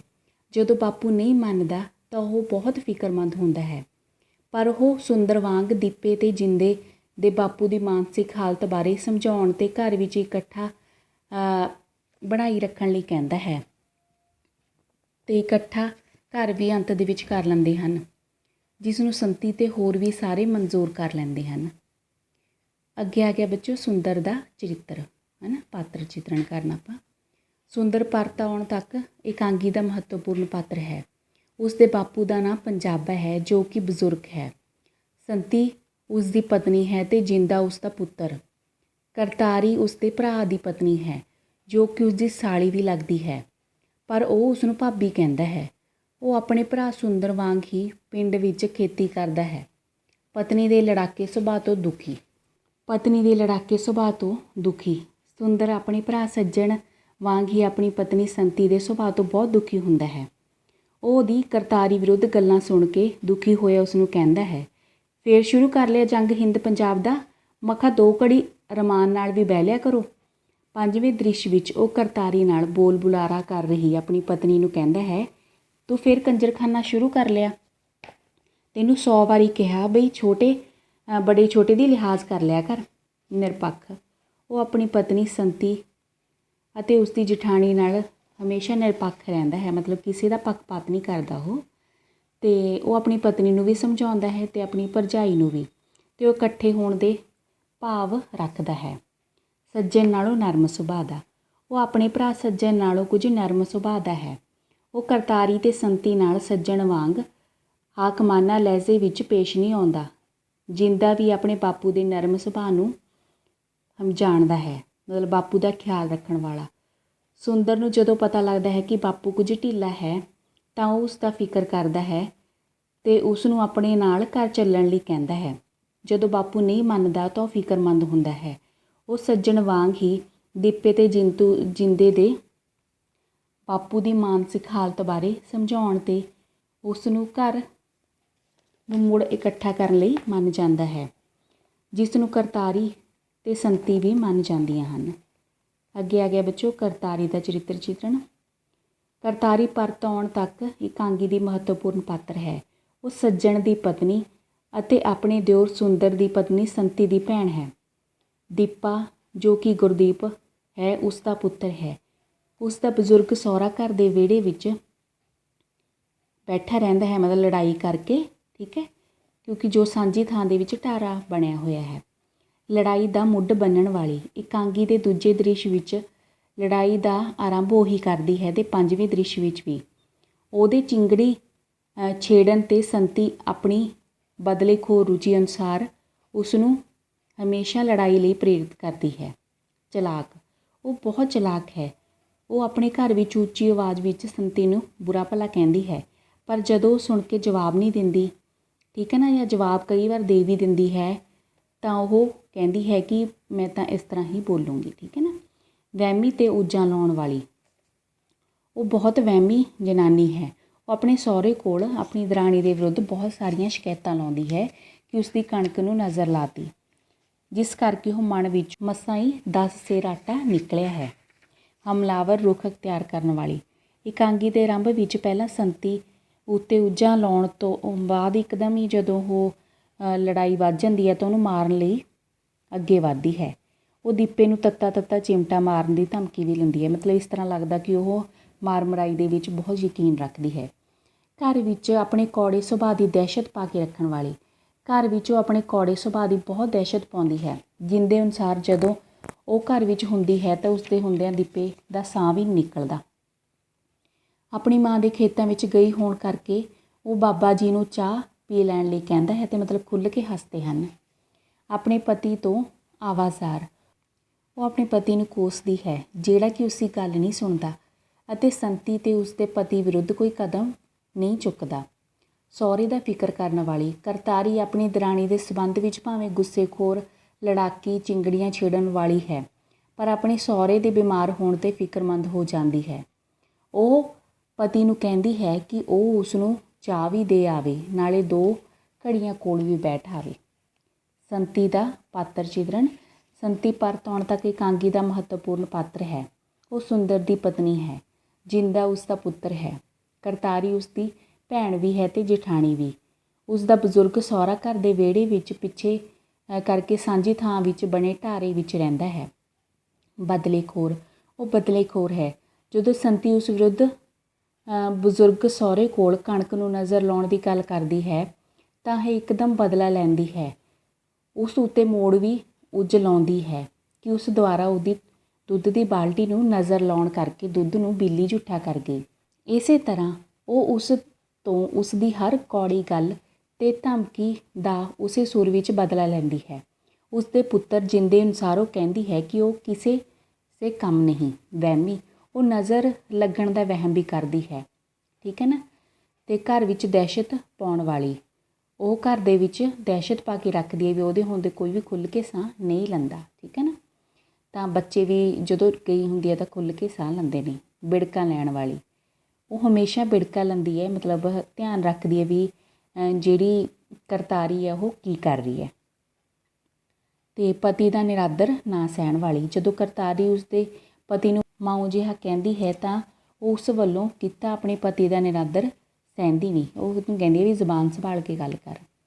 ਸਹੁਰੇ ਦਾ ਖਿਆਲ ਰੱਖਣ ਵਾਲੀ, ਸੰਤੀ ਭਾਵੇਂ ਕਰਤਾਰੀ ਨਾਲ ਲੜਦੀ ਰਹਿੰਦੀ ਹੈ ਪਰ ਉਹ ਸਹੁਰੇ ਦਾ ਖਿਆਲ ਵੀ ਰੱਖਦੀ ਹੈ। ਅੰਤ ਦੇ ਵਿੱਚ ਉਹ ਕਹਿੰਦੀ ਹੁੰਦੀ ਹੈ ਆਪਣੇ ਪਤੀ ਨੂੰ ਵੀ ਜਾ ਕੇ ਉਹ ਬਜ਼ੁਰਗ ਦੀ ਖਬਰ ਲਵੇ। ਬਜ਼ੁਰਗ ਮਤਲਬ ਪੰਜਾਬਾ ਹੈ ਜੋ। ਬਜ਼ੁਰਗ ਪਰਤੋਂ ਇਕਾਂਗੀ ਦਾ ਮਹੱਤਵਪੂਰਨ ਪਾਤਰ ਹੈ। ਉਸ ਦਾ ਨਾਂ ਪੰਜਾਬਾ ਹੈ। ਉਸ ਦੀ ਪਤਨੀ ਮਰ ਚੁੱਕੀ ਹੈ। ਸੱਜਣ ਅਤੇ ਸੁੰਦਰ ਉਸ ਦੇ ਪੁੱਤਰ ਹਨ। ਕਰਤਾਰੀ ਅਤੇ ਸੰਤੀ ਉਸ ਦੀਆਂ ਨੂੰਹਾਂ ਹਨ। ਦੀਪਾ ਅਤੇ ਜਿੰਤਾ ਉਸ ਦੇ ਪੋਤਰੇ ਹਨ। ਉਸ ਦੀ ਦਾੜੀ ਧੌਲੀ ਹੈ। ਉਸਨੇ ਘਰ ਅਤੇ ਖੇਤ ਨੂੰਹਾਂ ਦੀ ਬੇਇਤਫਾਕੀ ਕਾਰਨ ਵੰਡ ਦਿੱਤੇ ਹਨ, ਪਰੰਤੂ ਉਸ ਨੂੰ ਉਹਨਾਂ ਦਾ ਵੱਖਰਾ ਵੱਖਰਾ ਰਹਿਣਾ ਪਸੰਦ ਨਹੀਂ। ਉਹ ਦੋਹਾਂ ਵਿੱਚੋਂ ਕਿਸੇ ਨਾਲ ਵੀ ਨਹੀਂ ਰਹਿੰਦਾ, ਸਗੋਂ ਉਹ ਦੋਹਾਂ ਘਰਾਂ ਦੇ ਸਾਂਝੇ ਵਿਹੜੇ ਵਿੱਚ ਪਿੱਛੇ ਕਰਕੇ ਘਟਾਰੇ ਵਿੱਚ ਰਹਿੰਦਾ ਹੈ, ਜਿਸ ਦੇ ਸਾਹਮਣੇ ਗੱਡੇ ਦਾ ਇੱਕ ਟੁੱਟਾ ਪਹੀਆ ਪਿਆ ਹੈ। ਦੀਪਾ ਅਤੇ ਜਿੰਦਾ ਉਸ ਨੂੰ ਨੋ ਮੈਨਜ਼ ਲੈਂਡ ਕਹਿੰਦੇ ਹਨ। ਸਵੇਰੇ ਸਵੇਰੇ ਉਸ ਦੇ ਢਾਰੇ ਵਿੱਚੋਂ ਪਾਠ ਦੀ ਆਵਾਜ਼ ਗੂੰਜਦੀ ਹੈ। ਬੇਵੱਸ ਅਤੇ ਦੁਖੀ, ਉਹ ਇੱਕ ਬੇਵੱਸ ਅਤੇ ਦੁਖੀ ਵਿਅਕਤੀ ਹੈ। ਉਹ ਆਪਣੀ ਨੂੰਹਾਂ ਦੀ ਲੜਾਈ ਤੋਂ ਅਤੇ ਘਰ ਦੇ ਅੱਡ ਅੱਡ ਹੋਣ ਤੋਂ ਬਹੁਤ ਦੁਖੀ ਰਹਿੰਦਾ ਹੈ। ਅਤੇ ਮਿਹਨਤੀ ਆਦਮੀ, ਉਹ ਬਹੁਤ ਮਿਹਨਤੀ ਹੈ। ਉਹਨੇ ਮਿਹਨਤ ਕਰਕੇ ਮਤਲਬ ਘਰ ਬਣਾਇਆ ਸੀ। ਉਸਨੇ ਅਤੇ ਉਸਦੀ ਪਤਨੀ ਨੇ ਦੋਹਾਂ ਪੁੱਤਰਾਂ ਨੂੰ ਸੁੱਖ ਦੇਣ ਲਈ ਬਹੁਤ ਕੁਰਬਾਨੀਆਂ ਕੀਤੀਆਂ ਸਨ। ਘਰ ਦੀ ਵੰਡ ਨਾਲ ਸਮਝੌਤਾ ਨਾ ਕਰਨ ਵਾਲਾ, ਬਾਪੂ ਦੇ ਦੋਹਾਂ ਭਰਾਵਾਂ ਵਿਚਕਾਰ ਉਹਨਾਂ ਦੀ ਤੀਵੀਆਂ ਦੇ ਝਗੜਿਆਂ ਕਾਰਨ ਆਪੇ ਹੀ ਘਰ ਦੇ ਖੇਤ ਵੰਡ ਦਿੱਤੇ ਸਨ, ਪਰੰਤੂ ਉਸ ਨੇ ਇਸ ਵੰਡ ਨਾਲ ਸਮਝੌਤਾ ਨਹੀਂ ਸੀ ਕੀਤਾ ਕਿ ਉਹ ਦੋਹਾਂ ਵਿੱਚੋਂ ਕਿਸੇ ਇੱਕ ਨਾਲ ਰਹੇਗਾ, ਸਗੋਂ ਸਾਂਝੇ ਵਿਹੜੇ ਵਿੱਚ ਬਣੇ ਢਾਰੇ ਵਿੱਚ ਰਹਿੰਦਾ ਹੈ, ਠੀਕ ਹੈ ਨਾ। ਉਹ ਢਿੱਲਾ ਵੀ ਹੋ ਜਾਂਦਾ, ਮਤਲਬ ਬਹੁਤ ਬਿਮਾਰ ਹੋ ਜਾਂਦਾ, ਪਰ ਫਿਰ ਵੀ ਉਹ ਘਰ ਮੁੜ ਜਾਣ ਲਈ ਤਿਆਰ ਨਹੀਂ ਹੁੰਦਾ। ਅਤੇ ਇਸ ਤਰ੍ਹਾਂ ਉਹ ਆਪਣੇ ਘਰ ਦੇ ਵਿੱਚ ਏਕਾ ਬਣਿਆ ਦੇਖਣਾ ਚਾਹੁੰਦਾ ਹੈ। ਸੋ ਬੱਚਿਓ, ਹੁਣ ਆਪਾਂ ਪ੍ਰਸ਼ਨ ਉੱਤਰ ਕਰਦੇ ਹਾਂ ਕਿ ਪਰਤ ਆਉਣ ਤੱਕ ਇਕਾਂਗੀ ਦਾ ਲੇਖਕ ਕੌਣ ਹੈ? ਡਾਕਟਰ ਸਤੀਸ਼ ਕੁਮਾਰ ਵਰਮਾ, ਠੀਕ ਹੈ। ਪਾਤਰ ਕਿਹੜੇ ਕਿਹੜੇ ਨੇ? ਦੋ ਮਰਾਸੀ, ਸੱਜਣ, ਸੁੰਦਰ, ਕਰਤਾਰੀ, ਸੰਤੀ, ਗੁਰਦੀਪ ਜਾਂ ਦੀਪਾ, ਹਰਜਿੰਦਰ ਜਾਂ ਜਿੰਦਾ, ਬਜ਼ੁਰਗ ਜੋ ਪੰਜਾਬਾ ਉਸ ਦਾ ਨਾਮ ਹੈ, ਠੀਕ ਹੈ ਨਾ। ਪਾਤਰ ਨੇ। ਪਰਤ ਆਉਣ ਤੱਕ ਇਕਾਂਗੀ ਦੇ ਕਿੰਨੇ ਪਾਤਰ ਹਨ? 9। ਅਤੇ ਪਰਤ ਆਉਣ ਤੱਕ ਇਕਾਂਗੀ ਦਾ ਸਥਾਨ ਕੀ ਹੈ? ਪੰਜਾਬ ਦਾ ਕੋਈ ਵੀ ਪਿੰਡ। ਅਤੇ ਪਰਤ ਆਉਣ ਇਕਾਂਗੀ ਦੇ ਦ੍ਰਿਸ਼ ਕਿੰਨੇ ਨੇ? 9। ਪਹਿਲੇ ਦ੍ਰਿਸ਼ ਵਿੱਚ ਮੰਚ ਉੱਤੇ ਅਚਾਨਕ ਕੌਣ ਆਉਂਦਾ ਹੈ? ਮਤਲਬ ਕੌਣ ਆਉਂਦੇ ਨੇ? 2 ਮਰਾਸੀ। ਮਰਾਸੀਆਂ ਤੋਂ ਪਿੱਛੋਂ ਸਟੇਜ ਉੱਤੇ ਪ੍ਰਵੇਸ਼ ਕਰਨ ਵਾਲੇ 2 ਕਲਾਕਾਰ ਸਰਕਾਰ ਦੇ ਕਿਹੜੇ ਅਦਾਰੇ 'ਚੋਂ ਆਏ ਹਨ? ਲੋਕ ਸੰਪਰਕ ਵਿਭਾਗ 'ਚੋਂ। ਕਲਾਕਾਰ ਮਰਾਸੀਆਂ ਨੂੰ ਆਪਣੇ ਡਰਾਮੇ ਵਿੱਚ ਪਾਰਟ ਕਰਦਿਆਂ ਕਿਹੜੀ ਗੱਲ ਬੋਲਣ ਨੂੰ ਕਹਿੰਦੇ ਹਨ? ਜਿਹੜੀ ਡਾਇਰੈਕਟਰ ਕਹੇ। ਇਕਾਂਗੀ ਦੇ ਦੂਜੇ ਦ੍ਰਿਸ਼ ਵਿੱਚ ਮੰਚ ਦੇ ਸੱਜੇ ਖੱਬੇ ਕੀ ਬਣੇ ਹੋਏ ਨੇ? 2 ਘਰ। ਗੱਡੇ ਦਾ ਟੁੱਟਾ ਪਹੀਆ ਕਿੱਥੇ ਪਿਆ ਹੈ? ਦੋਹਾਂ ਦੇ ਵਿਚਕਾਰ। ਢਾਰੇ ਵਿੱਚ ਕੌਣ ਰਹਿੰਦਾ ਹੈ? ਬਜ਼ੁਰਗ। ਘਰਾਂ ਦੇ ਵਿਚਕਾਰ ਢਾਰਾ ਅਤੇ ਗੱਡੇ ਦਾ ਪਹੀਆ ਕੀ ਦਰਸਾਉਂਦੇ ਹਨ? ਦੋਹਾਂ ਘਰਾਂ ਦੀ ਵੰਡ। ਦ੍ਰਿਸ਼ ਦੂਜੇ ਵਿੱਚ ਸਭ ਤੋਂ ਪਹਿਲਾਂ ਕਿਹੜਾ ਪਾਤਰ ਸੱਜੇ ਪਾਸਿਓਂ ਨਿਕਲਦਾ ਹੈ? ਕਰਤਾਰੀ। ਕਰਤਾਰੀ ਬਜ਼ੁਰਗ ਨਾਲ ਕਿਸ ਤਰ੍ਹਾਂ ਦੀ ਗੱਲ ਕਰਦੀ ਹੈ? ਉਸ ਮਤਲਬ ਕਹਿੰਦੀ ਹੈ ਵੀ ਘੁੰਡ ਕਰਕੇ ਗੱਲ ਕਰਦੀ ਹੈ ਨਾ। ਕਰਤਾਰੀ ਬਜ਼ੁਰਗ ਕੋਲ ਕਿਸ ਵਿਰੁੱਧ ਸ਼ਿਕਾਇਤ ਕਰਦੀ ਹੈ? ਸੰਤੀ ਦੀ। ਕਰਤਾਰੀ ਮਣ ਪੱਕੀ ਕਣਕ ਵਿੱਚੋਂ 10 ਸੇਰ ਆਟਾ ਨਿਕਲਣ ਦਾ ਕਾਰਨ ਕੀ ਸਮਝਦੀ ਹੈ? ਸੰਤੀ ਦੀ ਨਜ਼ਰ। ਦੁੱਧ ਘੱਟ ਹੋਣ ਲਈ ਸੰਤੀ ਕਿਸ ਦੀ ਨਜ਼ਰ ਨੂੰ ਸਮਝਦੀ ਹੈ? ਕਰਤਾਰੀ ਦੀ ਨੂੰ। ਕਰਤਾਰੀ ਅਤੇ ਸੰਤੀ ਕਿਸ ਨੂੰ ਧਮਕੀਆਂ ਦਿੰਦੀਆਂ ਨੇ? ਇੱਕ ਦੂਜੇ ਨੂੰ, ਠੀਕ ਹੈ ਨਾ। ਕਿੱਦਾਂ ਦੇਖਦੀਆਂ ਹਨ? ਬਹੁਤ ਹੀ ਕੌੜ। ਤੀਜਾ ਦ੍ਰਿਸ਼ ਕਦੋਂ ਦਾ ਹੈ? ਪ੍ਰਭਾਤ ਵੇਲੇ ਦਾ, ਠੀਕ ਹੈ ਨਾ। ਕਿਸ ਦੀ ਆਵਾਜ਼ ਆਉਂਦੀ ਹੈ ਸ਼ੁਰੂ 'ਚ? ਤੀਜੇ ਦ੍ਰਿਸ਼ 'ਚ ਪਾਠ ਦੀ। ਅਤੇ ਸੱਜਣ ਦੇ ਸੁੰਦਰ ਕਿੱਥੇ ਹਨ? ਆਪੋ ਆਪਣੇ ਚੌਂਕੇ 'ਚ, ਮਤਲਬ ਤੀਜੇ ਦ੍ਰਿਸ਼ 'ਚ। ਕਰਤਾਰੀ ਕਿਸ ਵਿਰੁੱਧ ਸ਼ਿਕਾਇਤਾਂ ਕਰਦੀ ਹੈ ਹਮੇਸ਼ਾ? ਅਤੇ ਸੰਤੀ ਵਿਰੁੱਧ, ਠੀਕ ਹੈ ਨਾ। ਅਤੇ ਉਸ ਤੋਂ ਬਾਅਦ ਸੰਤੀ ਦੇ ਪਤੀ ਦਾ ਨਾਂ ਕੀ ਹੈ? ਸੁੰਦਰ। ਕਰਤਾਰੀ ਦੇ ਪਤੀ ਦਾ ਨਾਂ ਸੱਜਣ। ਅਤੇ ਸੱਜਣ ਅਤੇ ਸੁੰਦਰ ਆਪਸ ਵਿੱਚ ਕੀ ਰਿਸ਼ਤਾ ਰੱਖਦੇ ਹਨ? ਦੋਵੇਂ ਸਕੇ ਭਰਾ। ਕਰਤਾਰੀ ਅਤੇ ਸੰਤੀ ਉਹ ਵੀ ਸਕੀਆਂ ਭੈਣਾਂ। ਦੀਪਾ ਅਤੇ ਜੀਤਾ ਕਿੱਥੇ ਪੜ੍ਹਦੇ ਹਨ? ਕਾਲਜ ਦੇ ਵਿੱਚ, ਠੀਕ ਹੈ ਨਾ।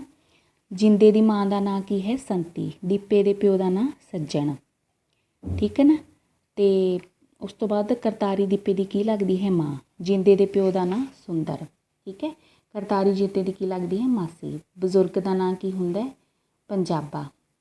ਦੀਪਾ ਜੇਠ ਮਲਾਨੀ ਸ਼ਬਦ ਕਿਸ ਲਈ ਵਰਤਦਾ ਹੈ? ਜਿੰਦੇ ਲਈ। ਅਤੇ ਰਾਸ਼ਟਰਪਤੀ ਕਿਸ ਲਈ? ਆਪਣੇ ਬਾਪੂ ਲਈ। ਮਤਲਬ ਜਿੰਦਾ ਬਾਪੇ ਦੇ ਢਾਰੇ ਨੂੰ ਕੀ ਕਹਿੰਦੇ ਨੇ ਉਹ ਦੋਨੋਂ ਬੱਚੇ? ਨੋ ਮੈਨਸ ਲੈਂਡ। ਕਰਤਾਰੀ ਅਤੇ ਸੰਤੀ ਵਿੱਚੋਂ ਲੜਾਈ ਦਾ ਆਰੰਭ ਕੌਣ ਕਰਦੀ ਹੈ? ਕਰਤਾਰੀ। ਅਤੇ ਉਸ ਤੋਂ ਬਾਅਦ ਪੰਜਵਾਂ ਦ੍ਰਿਸ਼ ਕਿਹੜੇ ਵੇਲੇ ਸ਼ੁਰੂ ਹੁੰਦਾ ਹੈ? ਦੁਪਹਿਰ ਵੇਲੇ, ਠੀਕ ਹੈ ਨਾ। ਛੇਵੇਂ ਦ੍ਰਿਸ਼ ਦਾ ਕੀ ਸਥਾਨ ਹੈ? ਗੱਡੇ ਦਾ ਪਹੀਆ। ਦੀਪਾ ਭੰਗਾਣੀ ਦਾ ਯੁੱਧ ਕਿਸ ਨੂੰ ਕਹਿੰਦਾ ਹੈ? ਮਾਵਾਂ ਦੀ ਲੜਾਈ ਨੂੰ, ਠੀਕ ਹੈ। ਸੱਤਵਾਂ ਦ੍ਰਿਸ਼ ਦਿਨ ਦੇ ਕਿਹੜੇ ਵੇਲੇ ਸ਼ੁਰੂ ਹੁੰਦਾ ਹੈ? ਸ਼ਾਮ ਵੇਲੇ। ਕੌਣ ਆਪਣੇ ਘਰ ਖੇਤਾਂ ਵਿੱਚ ਮਤਲਬ ਖੇਤਾਂ ਦੇ ਵਿੱਚ ਘਰ ਬਣਾਉਣ ਲਈ ਕਹਿੰਦੀ ਹੈ? ਕਰਤਾਰੀ। ਕੌਣ ਜ਼ਮੀਨ 'ਤੇ ਘਰ ਵੇਚ ਕੇ ਸ਼ਹਿਰ ਜਾਣ ਲਈ ਤਿਆਰ ਨਹੀਂ? ਮਤਲਬ ਜੋ ਦੋਨੋਂ ਭਰਾ ਅਤੇ ਬੱਚੇ। ਤਿਆਰ ਕੌਣ ਹੈ? ਸੰਤੀ। ਕੌਣ ਸੰਤੀ ਦੇ ਸ਼ਹਿਰ ਵਿੱਚ ਵਸਣ ਦੀ ਗੱਲ ਦਾ ਵਿਰੋਧ ਕਰਦਾ? ਉਸਦਾ ਪਤੀ ਸੁੰਦਰ ਅਤੇ ਜਿੰਦਾ। ਦ੍ਰਿਸ਼ 8ਵੇਂ ਵਿੱਚ ਕੌਣ ਬਿਮਾਰ ਹੈ? ਬਜ਼ੁਰਗ।